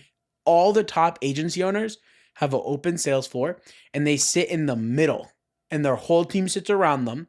They listen to every single call that they do. There's literally everything that I've trained every person I've ever trained how to do is exactly how I do it. And not only am I telling them it's exactly how I do it, they see it firsthand every day. It's really funny because for 3 years in business, I took her out, and I took her boyfriend out, and took Carly out. And it was really funny because she started making fun of me, because I have the same few lines, which people in sales, for a while, you develop lines, develop scripts that You know, it work. works. And it's funny because she started repeating one of my lines. And I'm looking at her, go, you got that to the word. And she's like, Mark, you say that every single day, multiple times a day. And now it's ingrained in me. And now she says the same thing with her clients. And it's just so interesting, and it's so funny to listen to. And Carly's done that to me once. I had a small procedure a few years back, had to work from home. And I used to do a thing when I would talk about a coverage on a home policy, like personal property. Like, you turn the house upside down, everything that falls. When I would talk about that coverage, I didn't even know I was doing it. I would go like this. Mm-hmm. You turn the house upside down. So one day, we were in Walmart or something, and Carly looks at me and she goes, if you turn the house upside down, it's your personal property. I'm looking at her like, what are you talking about? Dum dum dum dum dum Yeah. dum. I'm like, what do you mean? And she goes, you do that every single call. Well, And if you I'm- hear it over and over and Mhm. over again, it becomes normal. Yep, because Carly at this time was in college. So Yep. she was in college, so she was home most of the day, and she'd hear me on calls. She'd go to her class, come home. It was a lot of fun. We'd hang out all day at work. She'd keep me company. She'd go do her thing, come back. It was a great time. But it was just so funny because I didn't even realize I was going like this on every single call. And the client doesn't see me. It's on the phone. But it was just such a habit of this. And it's funny because I was bringing that up to my producer today. And she told me, she goes, Mark, she goes, I've been here long enough where I don't even have to look at you, and I know what hand gestures you're doing when you're on the phone with clients. It's almost like you're Italian. Yeah. Yeah. And just speaking with your hands. And I looked at her, I go, what do you mean? She goes, Mark, you do the same hand gestures every single call depending on what you're saying. Well, you get used to it. It's not Mhm. that it's a script, but ultimately it is a script that you use for this. It's not. It's a numbered event, one after the next. That Yep. you have to. When you hit this one, you get to the next one. You get to the next one. But it's subconscious. And it's subconscious. And then when you get to number, let's say it's out of 10, you get to number 4, and then it's not working out. You got to go back to number 3 or number 2 or start from the beginning and then follow it again until you get to that point. Yep. Sales is a beautiful symphony. Mhm. It is. Most people think that it's just I'm here to just sell you something. I don't care about you, nothing. It takes so much because everybody's different. It's just a wave Mhm. and you just have to follow it. And Yep. it's not being fake. You're doing it to help people. But if they don't buy it from you, they're going to buy it from somewhere Correct. else. So you might as well be better at it than them. And that was actually a conversation I had with a client this week. They were debating whether or not to get home insurance or to not have home insurance. Mhm. And then they were concerned about the premium. And I said, well, if it's between having it or not having it, why don't we raise the deductibles and lower the premium? She's like, but I don't want that high of a deductible. And I literally said to her, I said, But but if you're not going to ma'am, use it, well, I said to her, what did you say? I said, but if you're not going to use it, then you don't have to Exactly. worry about the deductible and you have a low premium. Exactly. And what I said to her was, I said, well, ma'am, if you're contemplating having insurance or not having insurance, wouldn't you much rather have a higher deductible? That way, if there is a loss, you at least have some coverage. Yes, you have to come out more out of pocket, but it's better to come out 70 grand out of pocket than 400 grand out of pocket. Mhm. And she was like, that's a good point. Yeah, it is a good point. I'm a huge proponent for, I think insurance is a good thing. Do I think it's crazy expensive these days? Yeah. But there's also, we live in South Florida. If you Correct. look at automotive insurance, the reason that we have the highest automotive insurance out of any Because of all state, you people. yeah, it's because there's so much Mhm. insurance fraud. It's also accidents. Almost every day, she has to take 95 to get to work. Almost every single day, she texts me, hey, Mark, 3 lanes are closed. Hey, Mark, 2 lanes are closed. Hey, Mark, I left 10 minutes early today, so I wasn't late. There's 3 accidents on 95. She has to go like 4 or 5 exits. Yeah, and my ex used to tell me all the time. She used to call me on the phone after she left for work because she Mhm. left an hour earlier than I did, and she used to be like, "I saw 2 accidents on the Yeah. way to work. I saw an accident Yeah. on the way to work. Somebody almost hit me. Somebody's road raging." It's just I don't know what it is with people. If you just drive, but the Mhm. phone is a huge problem too because everybody's on their phone. Like if you get to a Yep. stoplight, everybody is on their phone before they even stop their car. Yeah, I may or may not be guilty of that. I understand, and For I'm all not intents here. and purposes, that was a joke. Yeah, totally. Um, like I understand it. Everybody wants to be connected. Everybody Mhm. wants to see what's going on, but nobody has that attention span. Yep. Nobody can just sit there for 2 seconds to stop to the light. Then if you want to look at your phone, it's Yep. you're looking at the text while you're driving. Yep. So you do auto insurance too? Yep. All Okay. personal lines besides health. So how does it work? And this is not one of my questions. This is Yeah. just me personally asking you. How does it work for people who have, let's say, accidents that they've got an X under their name for hitting into someone else and Yeah. things like that. How long does an accident stay under you for? And then besides how long does it stay under you for if you were to change company, like if they were to go Yeah. from you to someone else, does it get more expensive or is it cheaper or how does that work It too? just depends. So technically, they're never insured with me because I'm just the broker. Hmm. So I'm not selling You're the my middleman. product. I'm selling other people's products.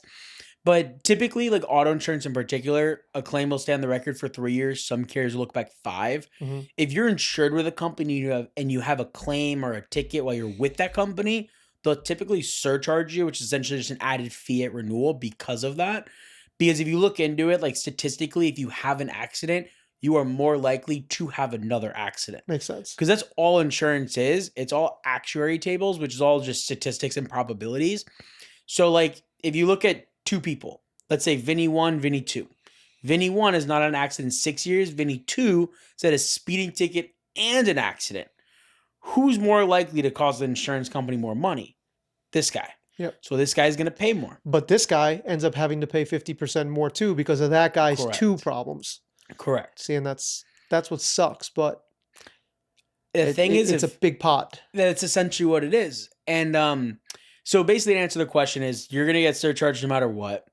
Sometimes staying with your company until those claims or tickets falls off makes more sense. Sometimes it doesn't. Mhm. It really just depends. There's so many factors. Like Carly, unfortunately, someone backed into her and it got knocked as a not at fault accident.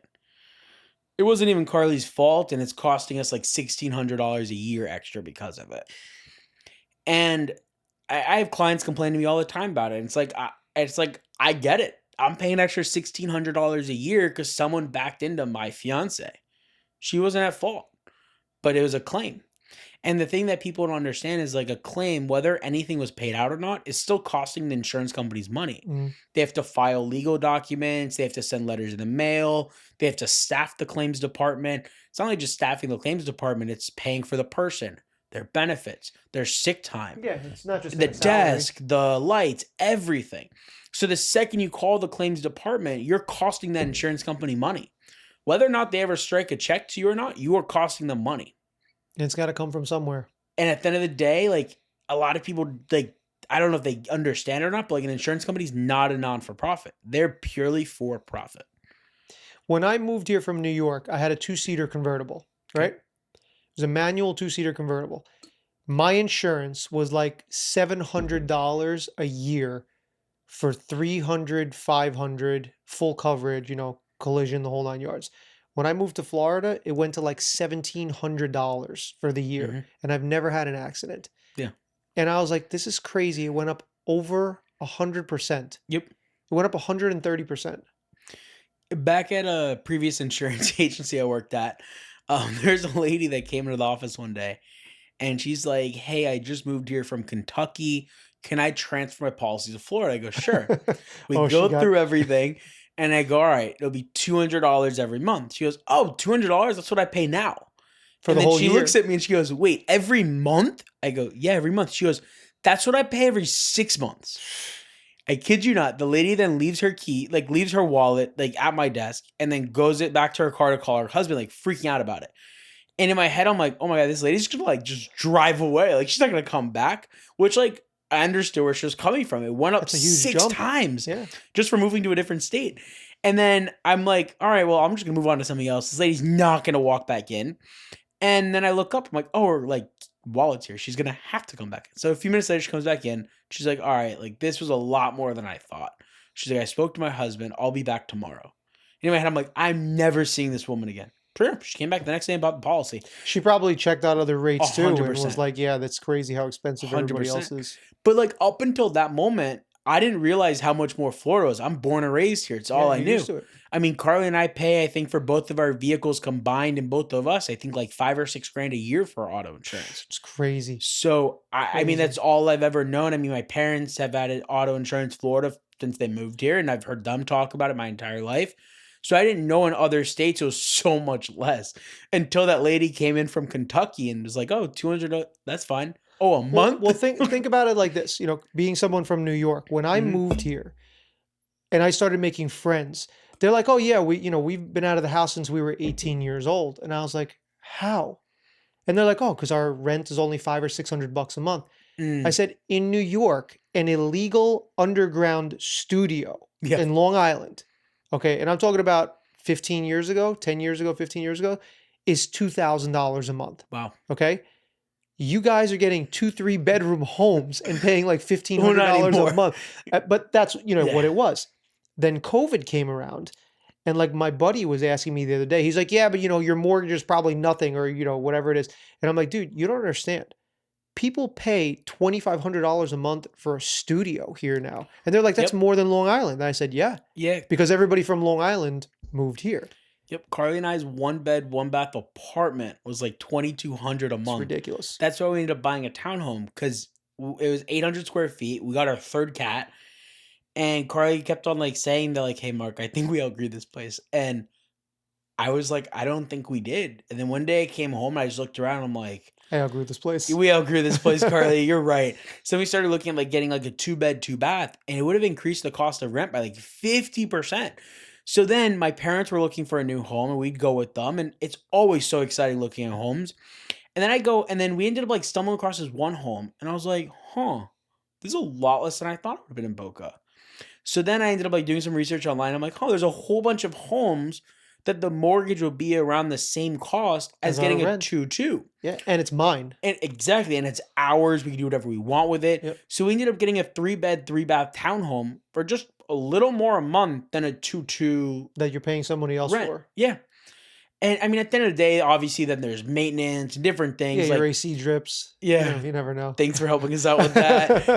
It was actually perfect timing though when you guys came over for dinner last time and our AC wasn't working. It worked perfect. It was perfect timing. A whole bunch of people that knew exactly how to fix Listen, it. anytime you need, I got my vacuum. I'll bring that thing over. We'll Yeah, you clean were that piping. not a fan of our vacuum. And to be fair, the vacuum we got was right when we closed on the home. We ended up going to Home Depot. I don't remember why. We went to Home Depot with Carly's mom, and Carly's mom was like, "You guys need a shop vac." And I was like, "That's a good or a wet dry vac it's called." Yeah. And I'm like, "You're right, we do. Like we've been talking about getting one." But in the apartment, my whole thing was Carly wanted to get one in the apartment. I said, "But Carly, we're paying rent." I was like, if it's something that we could fix without getting any tools, any equipment, absolutely we'll fix it. But we have to start getting equipment to fix it. This isn't our place. They're the ones that are supposed to Correct. fix it. That's why you're paying them. Correct. So like that was a little bit of not argument, but disagreement because I was always a very proponent for getting the maintenance crew out there. Mhm. Carly grew up in a much handier household, so she was like, I could fix that. I'm like, but we're paying rent. Let them fix it. When it's our place, we'll fix it ourselves. So like the other day, like we snaked the drain line to unclog it. In the apartment, we used to call them to do that. Why not? It's not our You're place. paying the rent. Because I said to Carly, I go, if we're gonna have to start like buying, like I mean, granted, it was like $10 to get like those little orange snakes that you put down the drains, but I was like, that's $10 that we shouldn't have to pay. We're paying that in the rent. Oh, we could talk about this all day. Yeah, but so that's been like a big adjustment. Like I've had to learn to fix a lot of random things. Like our washing machine didn't work like right when we moved in and had an error code. And I was doing research. Turns out the water to the washing machine was off. So I had to undo that. I had to turn it on. It's all things you learn. Which like up until that point, I've Well, you didn't need to know how to do it. No, not at all. And then our dryer one time made a loud noise and stopped working. And then we looked at each other like, oh shoot, do we need a new dryer? The And belt broke. No. Literally nothing happened. Hmm. We just turned it on and it's been fine Got since, really knock lucky. on wood. You got really lucky. I can't promise that's wood, but it's definitely compressed something. Yeah. Here's wood. Oh, there we go. And then one day, our dishwasher, like the part on the bottom of the dishwasher inside the dishwasher that kind of moves and has the water go up, fell off, and I had to figure out how to put that back on, which since that day it's fell off a few times, which now I know exactly how to put it back in. It was funny because Carly said to me the other day, Mark, we need a dishwasher. I go, why? What happened? She goes, it broke. I go, what happened? She shows me. I go, oh, I fixed this last time. And she looked at me. I've been She goes, fixing this every time. yeah. She looks at me. She goes, you did? And I was like, yeah. Because I'm like, any circle I run in, I'm known as like the most unhandy person that anyone's ever met. Like my biggest. I don't think so. I'm pretty unhandy. No, I think you give yourself not enough credit. I put up a towel rack, and that's about as handy as I got. And Whatever I was so that proud of towel's myself. holding, right? Yes, because I used a drill. And when we got a drill, a lot of people were joking around. They're like, you got a drill? I'm like, yeah. I'm like, well, to be fair, it's Carly's drill. And then they're all like, that makes a lot more sense. I was like, Is it pink? no, but our toolkit's pink. Okay, there you go. There you go. Which my dad makes fun of me every time he sees it. We have a pink toolkit. Listen, a pink hammer still hurts. Exactly.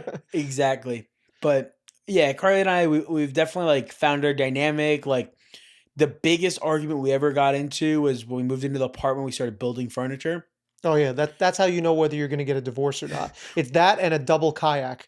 Well, we've never gone kayaking yet. She wants to go. You let me know. We'll do it. Okay. But with the furniture, what we figured out was the best way to do it is I just clean up the workspace, Carly builds, and I make sure everything Carly needs is there, and So I you're the clean up after supervisor. her. And then if Carly gets hungry, I literally, Carly, are you hungry? I go and make her food while she's building. Carly, you thirsty? I'm like her personal assistant. If we realize we don't have a tool, I go and I get it, I bring it back. But the thing is, Carly's a lot better at building than I am. And that's one thing we've been working on a lot. Like, if it's your strength, you do it, I'll support you. But vice versa, if it's my strength, I'll do it, and you support me. Well, that makes sense. And like, I always talk about it as like a well-oiled machine. Like, if you do your part, I do my part. Together, we're going to have a well-oiled machine. And that's how a relationship should be. Correct. It shouldn't be you do everything and I just sit here looking pretty. And I don't mean that just for a woman. I mean, I do look pretty, but you're a pretty guy, you know. Thank you. Thank you. It works on both sides. Correct. So, I mean, we can get to. I don't want to start getting into traditional values and things like that because it used to be like the man provides, protects, and the woman, you know, you come home from work, she's cooked and clean, and the kids are taken care of, and the house and everything. It's not like that anymore. But if you can figure out where it is that, like, eventually when you have kids, maybe you take care of the kids, maybe you cook, maybe, and she's Mhm. building the furniture Yeah. and all these things. And whatever it is, it Furniture. works, Yep. but you just have to make it work. Yeah, I mean, furniture building, that's definitely a Carly thing. We always joke around like, "Oh, that's a Carly thing. That's a Mark thing." Like, the other day, we were at the vet, Mhm, and we're checking out of the vet, and Carly's like, "Hey, I have a phone call to make. I'm like, "Cool." Then the veterinarian, like the vet tech, whatever the name is up front, starts asking me all these questions. And I'm looking at her, I go, "I have no idea." And they're like, "Well, isn't this your cat?" I'm like, "Yeah." But I didn't even know we were coming today. And they looked at me. They're like, "You don't?" I go, "This is all a Carly thing." And the lady looks at me. She goes, "Huh?" I go, "That's my fiance." She goes, "Oh." And I'm like, this just isn't my thing. Like, I mean, don't get me wrong. I make sure, like, because I'm the one that normally goes to the grocery store. So, like, I always make sure the cats have, like, the food and the litter. Like, that's my mhm. thing. But the whole vet stuff, I have no idea. They're like, "When's the last time this cat got this shot?" And I was like, "What is that?" They're like, "Oh, you don't know what that is?" I'm like, "No." Yeah, I could get it. I understand that. Because that's something that, like, because Carly also, like, Carly's mom is really big into animals and has like 5 or 6 pets. Then Carly's a very close family friend that has literally 100 cats. Oh, wow. Like, I think she probably has even more now. That was 100 cats as of, like, 3 years ago. So, like, anytime we have something related to cats, Carly calls one of them and asks their opinion. They kinda tell her what to do, Mhm. and then she just orders it. Because again, that's a Carly thing. Like, we both Well, that's start her to strength. finish. Yeah. That's her strength. We both Some start to finish people things. some people like me, I like any kind of book work. So if it's writing things down, Gotcha. keeping tabs on things, I like doing that. I think it also comes from if you're good with money, you're probably good at that too. So don't write that off yet for yourself. You probably just don't do it because it's her thing. Well, if I was more involved with the cats, I would be able to, like, grasp it and understand it and know what's going on. But, like, the lady was talking a million miles a Yeah, second, you talking can't about keep all up. these shots. And so also 2 of the cats Carly had before we moved in together. Mhm, So, like, I don't know what vets they've been to. I don't know what shots they've gotten.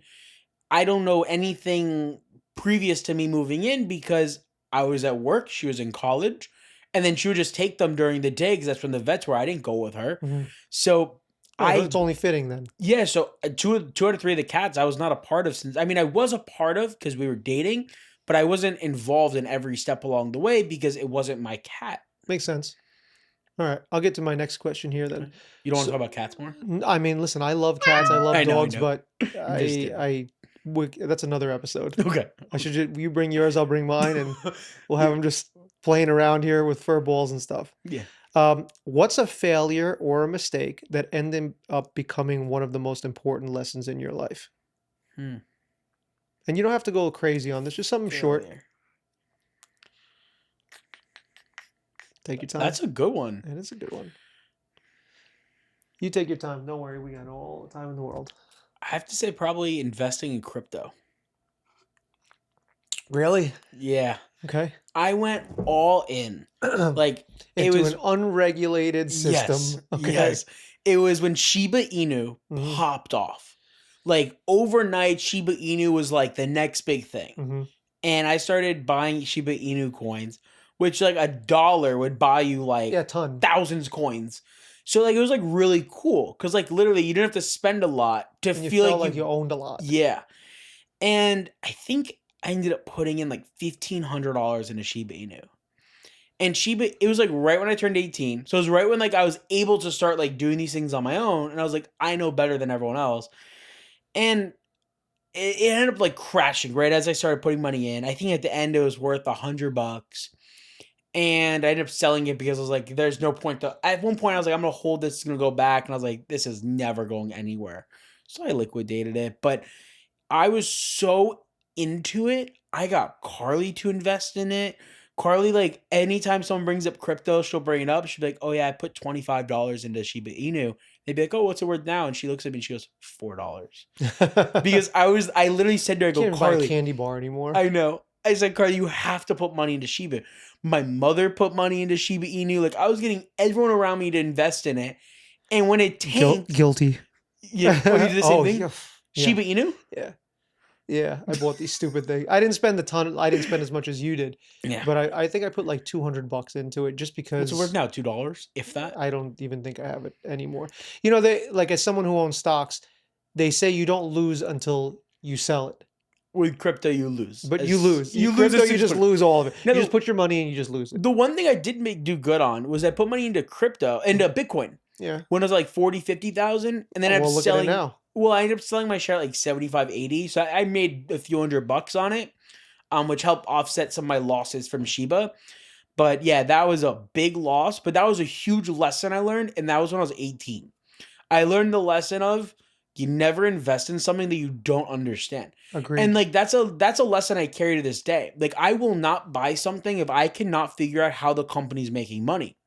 Like a few months ago, we had a service contract with an AC company. They came out to maintain our AC, Mhm. and the guy started pitching me, and he goes, "Listen, you guys should get an AC contract.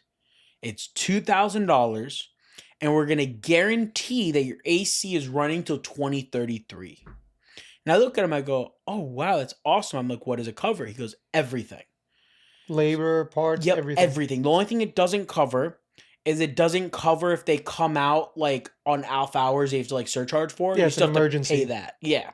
But everything else was covered. And I looked at the guy and I go, and he's like telling me, he goes, "Oh, if this breaks, it's gonna be $500. If that breaks, it'll be 1,500. If this breaks, it's 4,000." And I look at him, I go, "So what is in it for the company?" And then a new AC was telling me it was like 8 grand. So I Mhm. said, "So what is in it for the company for me to pay 2 grand for something that you guys are pushing off the sale of me buying a new AC, which you're telling me is $8,000? So I'm assuming you're making a lot of money from. So you're delaying me buying a product from you, like your big ticket item, while also telling me all these things that you're telling me are going to break and cost me another, we'll Yeah, say X amount of $8,000 dollars. by 2033, but I'm only paying 2 grand." I was like, "Where is your company making any money off this?" And the guy looks at me and he goes, "Huh, I don't know." And Cool. I'm sitting there, like we're standing there in my garage, and I look at him, I go, "No, seriously, like, how is your company making any money off this?" Volume. And but even then, if you're telling, like he's sitting there telling me, if this breaks, it's 3 grand. If this breaks, it's 4 grand. This breaks every 4 years and it's 5 grand. But there's only 2 grand. It's gonna cover all that. Yeah, but then they have all those little subcategories of, emergency, and everything is under an emergency at that point. Listen, everybody, for a fact, you own your own business. Everybody has to make a living. Exactly. But I couldn't see where they were making any money on this. In my They're making opinion, money somewhere. and that's what the guy told me, and I was like, "But where?" I was like, "I hear you, and I think this is a great product to purchase. It just based on what I'm hearing, your company's gonna lose a lot of money if I buy this. So what is the benefit for your company?" And he couldn't answer that. I don't know if he didn't want to, I don't know if he generally didn't know, but I did not buy that contract because of what I learned with Shiba Inu. You Mhm. don't put money in something if you don't Because you don't if you know. don't understand it. And again, I'm a business owner and in sales. You're in sales, you've owned businesses. A business has to make money. It's not a Yeah. non for profit. I'm not upset if they make money. If he explained to me, "Hey, listen, almost everything's a this, almost everything's a surcharge," that makes sense. But if everything's free with just 2 grand, it doesn't make Correct. sense. Well, that's what he was telling me. He goes, "Everything's included for There two has to be grand." something on So, weird about it. and doing a little more research into the company comes to find out everything's excluded under that plan. So you're essentially paying 2 grand for absolutely nothing. And I learned through a little more research, I made the right call by not doing it. Then magically, you had until a certain age of your unit, and magically, that certain age limit was a month away. So we had to make this decision within a month if we were going to do it. And like the more he talked, the more I was like, something just isn't adding up. And with Shiba Inu, none of it to this day, I still couldn't explain to you what Shiba Inu is, what I put my money into, who made money, how they made. I can't explain it to you. And I can agree with you because I've always done my homework on stocks Mm-hmm. and things that I've bought, and this was just one of those GameStop things, or, Yep. whatever that everybody's just like, "I'll buy." So investing used to be for the intelligent investor, they used to call it. Mm-hmm. Now it's just a bunch of kids that have money and some social media influencers just like, Yes. "Buy this, buy this, buy this." Then it rises up the stock. The social media guy who made, who's obviously an influencer, he sells everything that he has. Now all of a Yep. sudden the stock dumps and everybody else loses money. 100%. And nobody realized, like, that's what happened with GameStop. That's what happened with Sundial. That's That's what also happened the to a lot of meme these companies. coins. The meme coins, well, that's what they are. It's the Yeah. same thing. So, all right. So I'll get to my next question here then. At 23 years old, what keeps you up at night and what is your biggest fear? Hmm. It's losing everything. Because, like, even though I'm so young, I feel like I've accomplished quite a bit. But I feel like at the same point, like, I haven't even, like, touched the surface of really anything. Because I still have, like, my whole life to live. Hmm. And it's like, I feel like I've done a lot in my life. But I feel like at the same time, it's like I haven't done really anything. And I'm just so nervous that I'm going to mess something up and lose it all. Like, not even, like, just financially. I'm talking about, like, the house, Carly, my family. Like, I mean, because as I'm sure you know, one little mistake would be very costly. What if I make a wrong turn and end up crashing? I mean, there's so many things that go wrong, and that's what keeps me up at night. And there comes a point, like financially, where like money just doesn't matter anymore. Hmm. I mean, I'm not at that point yet, but like when like that keeps me up at night. Like when I do get to that point, like what's next? Like even now, like I'm very comfortable financially to the point where it's like I don't seek satisfaction like financially like I used to. Like when I started, I sold a policy, I'd party, not like actual party, but I'd like get excited. I might go out to lunch to celebrate. I might take Carly to a nice dinner to celebrate. Now it's just like, all right, it's another day, it's another week, it's another month. So it's finding satisfaction in other things. Yeah. So biggest fear is losing everything. Keeps me up at night is just running out of everything. Cause it's very easy. Like even if you have like $50 billion, if you wanted to go spend 51 billion, you can go find something to buy. Yeah, of Like course. even Elon Musk, what is he now, a trillionaire? Yeah. He Actually, can he lost $80 billion, I heard like 3 weeks ago. gotcha. But even still, he's still He a could trillionaire. correct. And even at that caliber of wealth, you can go spend that money tomorrow like that. Yeah, it's true. So no matter how much money you have or you don't have, you could lose it all overnight. Well, you could also lose more than just one money. Like you were saying, you can lose love, you can lose Yep. everything. You could lose your life and you never know. You know, hence Yep. why life insurance and all these things are Yep. good for leaving a legacy. And 100%. I actually, I think I had said this before we even started this podcast, and I never got to tell you. It's sad that the only time a man ever gets flowers in his life is for his funeral. I am very happy and proud to say that I've actually received flowers before. Me too. Because Carly, early on in a relationship, she used to show up to work with flowers. Really. And she would say that same thing that guys do not get flowers enough.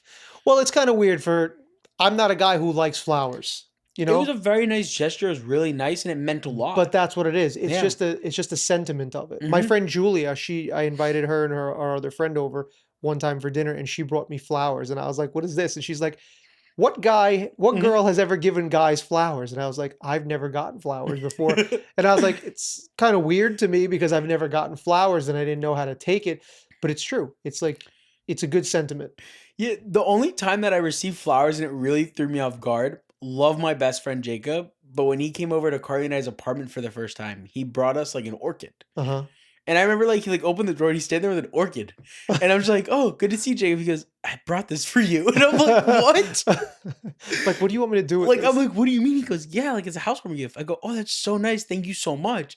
And I remember like just putting it down, thinking to myself, I, Now what? like, what do I do with it? Like, and And it was so nice that he thought of us, and it was so nice he saw this orchid and like it's thought to thoughtful. get it. And it was very thoughtful, but it was more of like, I- Yeah, there's like no words for it. it means a lot more coming from a girl than from like a friend. Like, It's weird because I can't express love you, it. Jacob, but I can't it's express funny. it anymore. It's just this means so much to me. Like inside your head, you're like, "Thank you. This means so much to me." But outside, you're just like, "Thank you." Yeah, but it's Like, almost like it's almost like a piece of art with an expiration date in the yeah, sense of like you'll enjoy looking at it, but like with artwork, it's there, and God forbid, unless something happens that destroys it, it's still gonna be there on your wall. yeah, With the flower, it has an expiration date. Now, this specific orchid lasted almost the life of the apartment that we stayed in, really. and it actually fully died once, and Carly was able to bring it back to life. And I think we got rid of it when we moved because we kind of like looked at it and we're like, do we move with this? Because like my best friend got it for us. It's been there the life of the apartment. It's died at least once, maybe even 2 or 3 times. Carly brought it back to life every single time, That's and amazing. which we're not, like, flower people, we're not plant people, so, like, that was, like, a mission in itself. But, yeah, I think through the move, I think we ended up tossing it because at that point, it, like, fully died, and Carly was like, "I just can't keep on bringing it back to life." But it was kinda like the running joke, like, it was just, like, the I got plant flowers, that Jacob brought. and you got flowers. Yeah. And for you, it's lasted a lifetime. It lasted year and 8 months, something like That's a that. long time. I don't have a green thumb at all, so Yeah. if you give me a flower, I think those flowers that she gave me lasted like 2 days. Yeah. They just So, died after that. the one plant that we've actually had a lot of success with, they absorb the moisture in the air. Oh, they do? And yeah, and our sunroom's very humid, so they've grown like 2 feet since we've gotten them. And I have that same plant in my office, a very non-humid, well air conditioned space, and it's grown maybe 3 inches in the same amount of time. So it needs the humidity. Yeah, it pulls the moisture out of the air. I wanna know the name of it. Yeah, When Carly when would when know. when you when Carly we're would done know. with this, let me know. Yeah, I'd be Carly would know. interested in that because obviously we're in Florida. Mhm. Everything is always so humid, and Yep. it puts so much stress on the air conditioner to be constantly Yeah. pulling the moisture out of the air. Yeah. So to have a nice looking Mhm. plant in the house, I mean, they're not like the prettiest plants, but like that's they do something. their trick. Yeah, and And it like gives you we've talked something. about even like putting 1 or 2 in our bathroom because like our bathroom gets humid. I mean, we have the exhaust fan, but like Mhm. the plant will just naturally take it out. And it's gonna grow. And it's gonna grow very fast because after like a shower, after I go in the shower and then Carly goes in the shower, the bathroom gets very humid. Mhm. We've put the exhaust fan on sometimes overnight. You take burning hot showers. Well, going back to the handiness, Mhm. right when we moved into the house, we replaced the water heater because it was like 22 years old, rusted throughout. That was the first thing we did, replace the water heater. And the space where the water heater is, we can't have a full size water heater, so it's like a half size. Mm. And our shower, where we shower, is upstairs in our master bathroom, and the water there was not getting hot enough.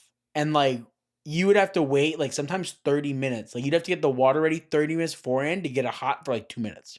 That's crazy in Florida for it to be like Uh-huh. that. So Because the cold water is hot here. like exactly. So like I was kind of like, it is what it is. It's kind of uncomfortable to shower, but whatever. Carly really did not like it because Carly likes taking very warm showers. And after like a few weeks of this, I was like, I'm gonna fix this. Okay. So I went on YouTube and I saw a video of how to do this. Mhm. So I go and I get the drill because we have like the screwdriver bits. I go to the water heater, I take the panels off. I'm watching the video, I turn the panel off, so there's no electricity, as so I thought. And Carly's like, "What are you doing?" And I'm like, "I'm gonna make the water heater hotter so you can have warm showers." Carly was like, "You can do that?" I was like, "I'm watching a YouTube video right now on how to do it." She's like, "All right, be careful." I'm like, "All right." So I'm doing it. You just turn this little knob, like you Mhm. change the temperature, and I was so proud of myself. Scalding hot water at first shot, or was it you got it Um, good? well, Because some after of them are my really sensitive. yeah, so after changing it once, I'm never touching that again because I ended up electrocuting myself. Nice. With a Yeah, water heater nonetheless. yeah, and then I found out afterwards that's the one thing of electricity you're not supposed to touch because that's high voltage. Mhm. Yeah, it's high amp too. Yeah, which I didn't know. Again, the guy on YouTube made it look easy. So I did it and I'm like, I started screaming because it was like a pain I've never felt in my life, Mhm. all that electricity going through me. Carly comes running in, is like, "Are you okay? Are you okay? Are you okay?" And I'm like, "Yeah, I'm good." She's like, "What happened?" I go, "I electrocuted myself." She looks at me, she goes, "Oh my God." I'm like, "What? What?" She goes, "All your hair standing up." And I'm like, and I look at her, I go, "No." And I go in the bathroom, I look, I'm like, "Carly, not one hair stand." She's like, "I know, I just thought it was funny to mess with you." That's funny. Do you know But yeah, that when you get electrocuted, it's not the electricity that hurts you, it's your muscle tensing up so hard hmm, because of the electricity that's why interesting. you get into pain, that's why you have pain? Learn something new every day. Yeah, and I actually learned that like 2 days ago Huh. because I was watching this police Just in time video. for this. Exactly. I was watching a police video where where they were tasing somebody, and the person that was narrating was like, "Yeah, so the reason that they got into this whole like spiel about electricity." Mhm. And I said, "I didn't know that. It's not the electricity that makes you hurt. It's your muscle tensing up so violently. That's why it hurts." and you saw it on the internet, it It has to has to be be true. real.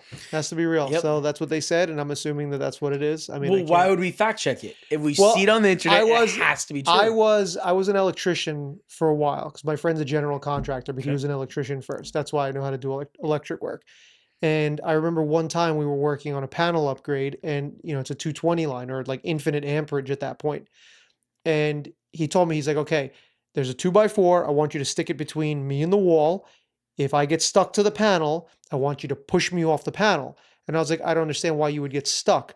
It's because your body tenses up so hard and so Uh, violently that you literally can't come off the panel. And if I were to grab you, obviously, then I would get electrocuted as well. so you have to push. You can't push it. Well, not with your own hands because then you would Oh, die. Because it's not the voltage that kills you, it's the amps that kill you. gotcha. That's what can mess up your heart rhythm and stop your heart.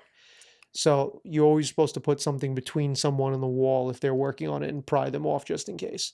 Which at that point, probably some heavy damage as your body's not meant to have current go through Yeah, it like that. But that's neither here nor there. that's wild. I will get to our next question though. Okay. So if your business disappeared tomorrow, what would you be without it? And I know that you kind of touched base that you wanted to be a Yeah, pharmacist or, get into like a doctorate program. But now that college isn't in your cards, even though you are still young and you can still go back, not what for would you me. do? I'd probably have a podcast called The Human Element. No, I'm just kidding. Yeah, you could. Listen, that No, would I'm be just great. kidding. I would love to be a guest on it. I'm just kidding. I don't know. I mean, I've definitely thought of that because it's like I don't know. It's hypotheticals, and I've talked to Carly about it. Well, like you just said, what if I lost everything? Yeah, I mean, something about being a police officer just like infatuates me, but at the same time, I don't know how I feel about taking someone's life, which obviously not every police officer does. But if you're a police officer, you have to be okay with that. Because at the end of the day, if there's like an armed robbery and it's the armed robber or like an innocent bystander, you have to make that decision, that split second decision. But also, I grew up watching cop shows. Hmm. Like, my family did not watch like I don't want to say normal or not normal because we loved the shows we watched, but like, we grew up watching like all cop shows. Like there used to be like a reality TV show about like a 4 unit like woman team in BSO, and we ended up meeting them at a fair. And I was like in kindergarten, and I was like fanboying over like these local cops that I watched on like reality TV. Hmm. That's what we grew up watching. So like as a young kid, like one point I wanted to be Secret Service in the White House. Like when I was in like 7th or 8th grade, we ended up going to DC, and I remember talking to the Secret Service, and I was like, "Oh my god, this is what I want to do." And my dad was like, "You want to come here and be Secret Service?" Like, yeah. And then like we watched shows about it, and it's How would always you like to infection. go on a ride along? If I could get you one, I mean, I can. This is like not even a question because I know so many cops. But if I could get you an 8-hour shift ride along where you get to wear a bulletproof vest and literally do an entire day as being, you're obviously not going to get a gun. Would you do it?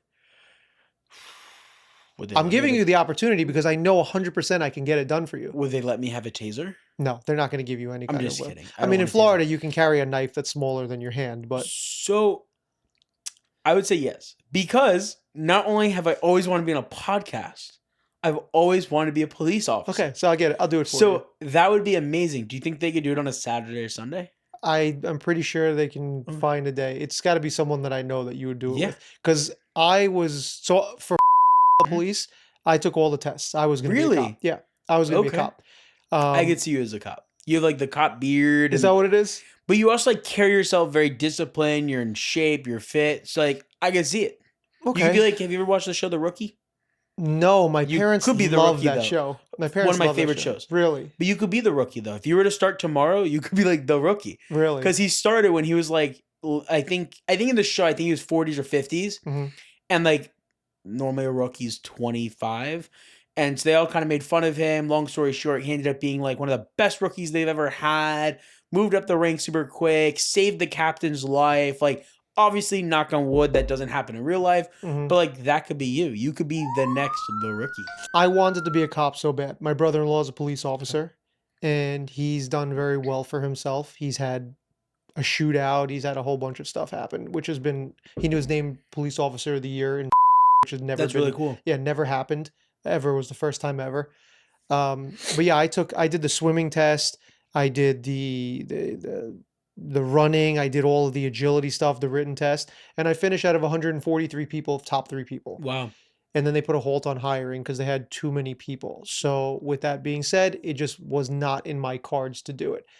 But now looking at it, I don't think that I could do it Really? because the stuff that they see, I can't unsee, Yeah. you know?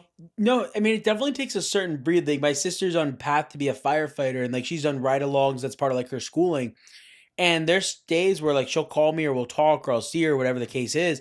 She'll tell me like the things she saw. Like she's seen people die, Yep. and she hasn't even started day one yet. This is just in ride-alongs. And it's kind of scary. But one thing my mother has always said is it takes a certain type of person. My dad used to be a paramedic in New York City. Mhm. He's been in shootouts as a paramedic. Yeah, He and just you see things. and there's things my mother says it all the time. There's things he sees he'll never be able to unsee. Yep. But him and my sister are very similar in the way where they could turn it on and turn it off. You have to be that kind of person to be a Mhm. firefighter, police officer, EMT, paramedic, Yep, all all the those things, above. Yeah. because I'm not the type of person you can shut it off.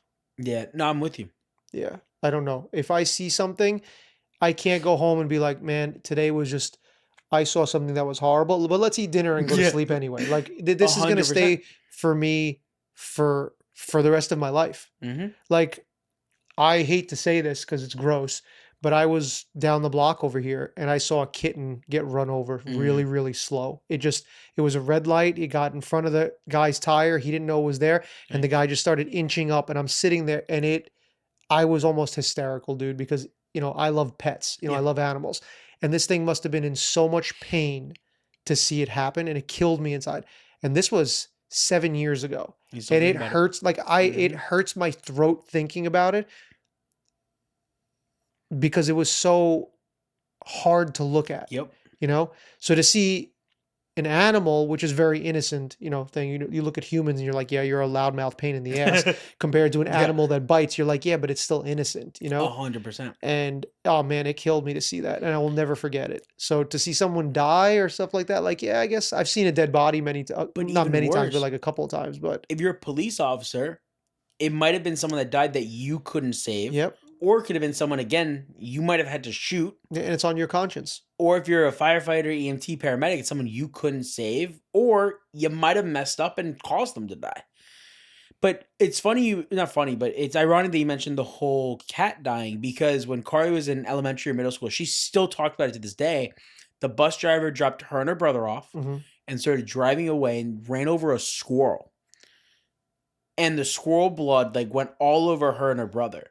Hmm. And she still talks about this story to this day as if it happened yesterday. And it's terrible because it Because of sits the with you. in It's it traumatizing. Mhm. It's traumatizing. Yep.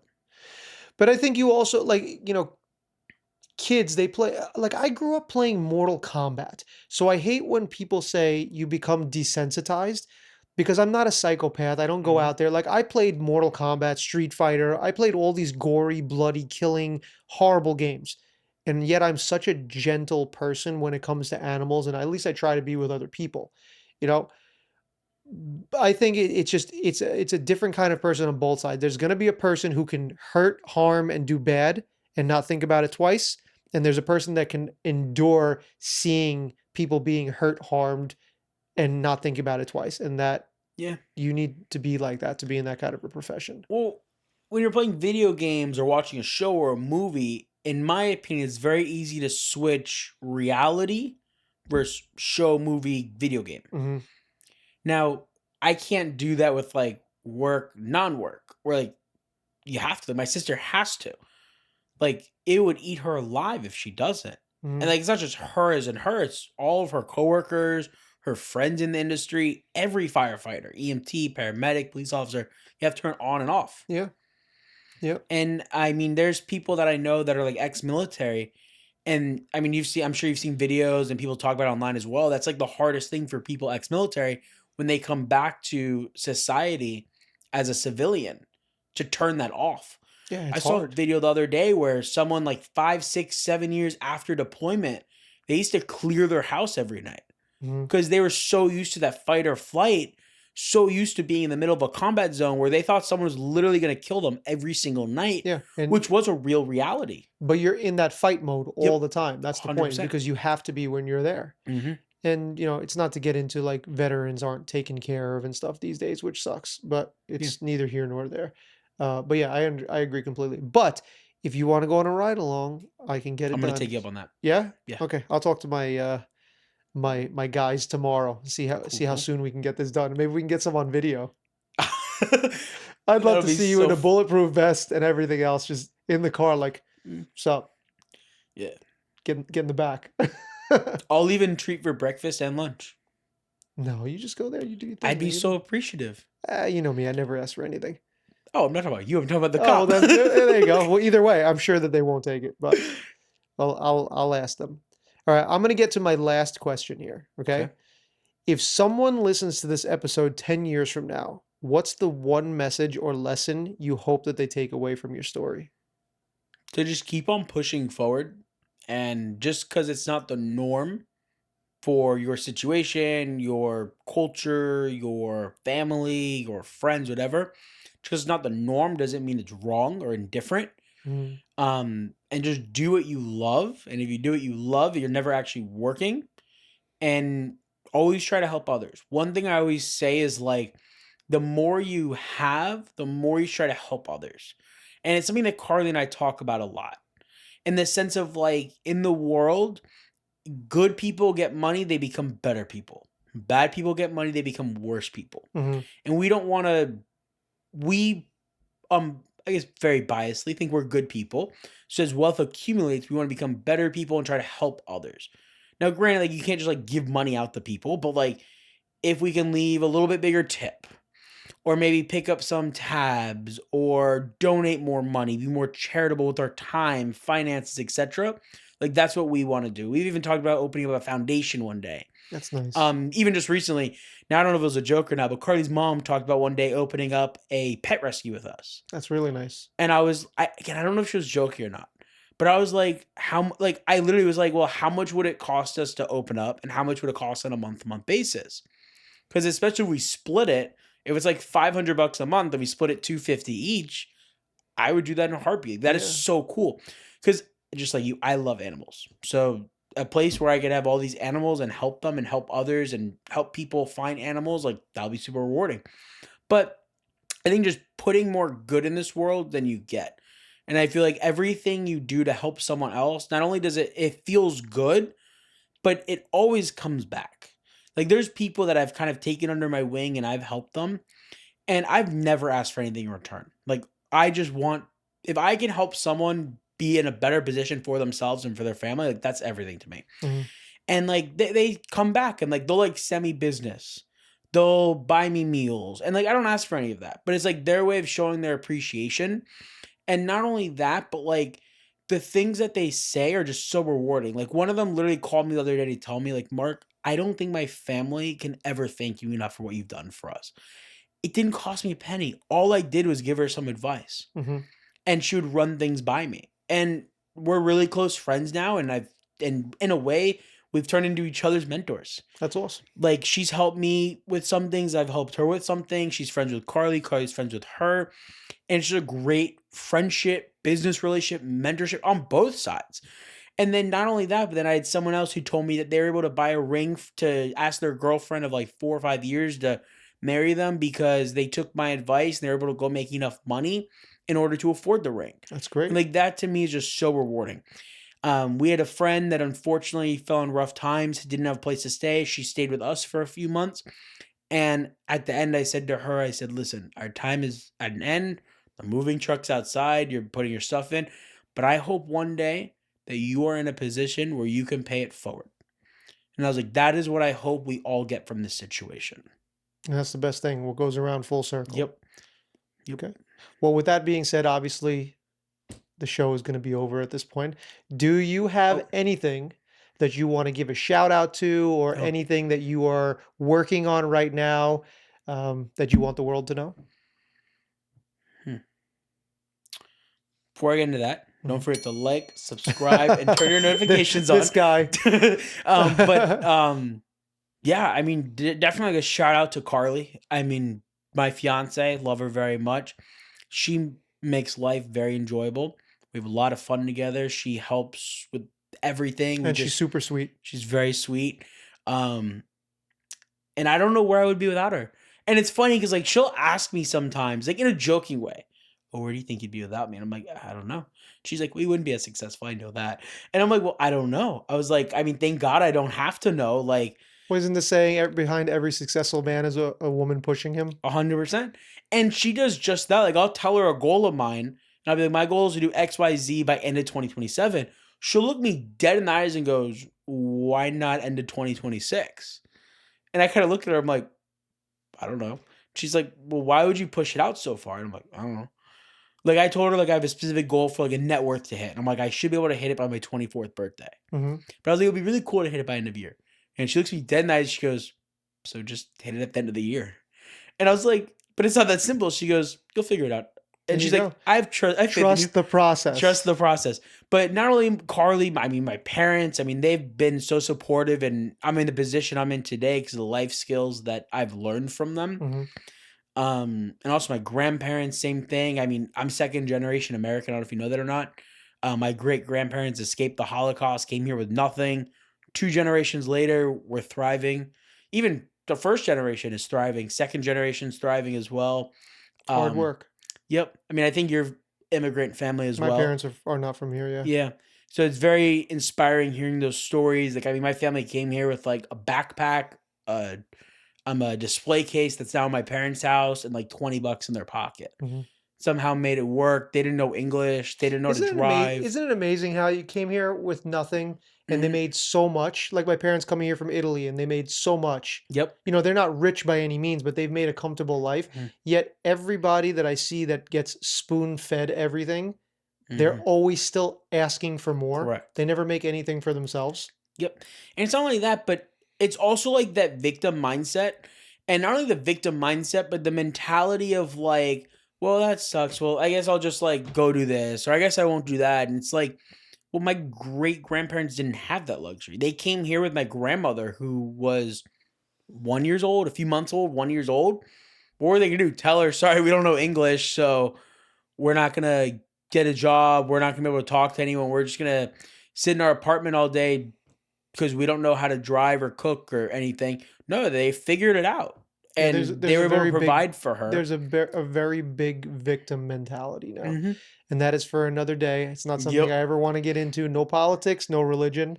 Yep. But I agree with you total. And it was really nice having you on here. Thank you for having me. You are welcome to come here Thank you. again. We can do this weekly. I enjoyed it. Did you? I did. I'm glad to hear that. I can't promise weekly because it Uh, takes a lot of editing. Even though this Takes was me a no time.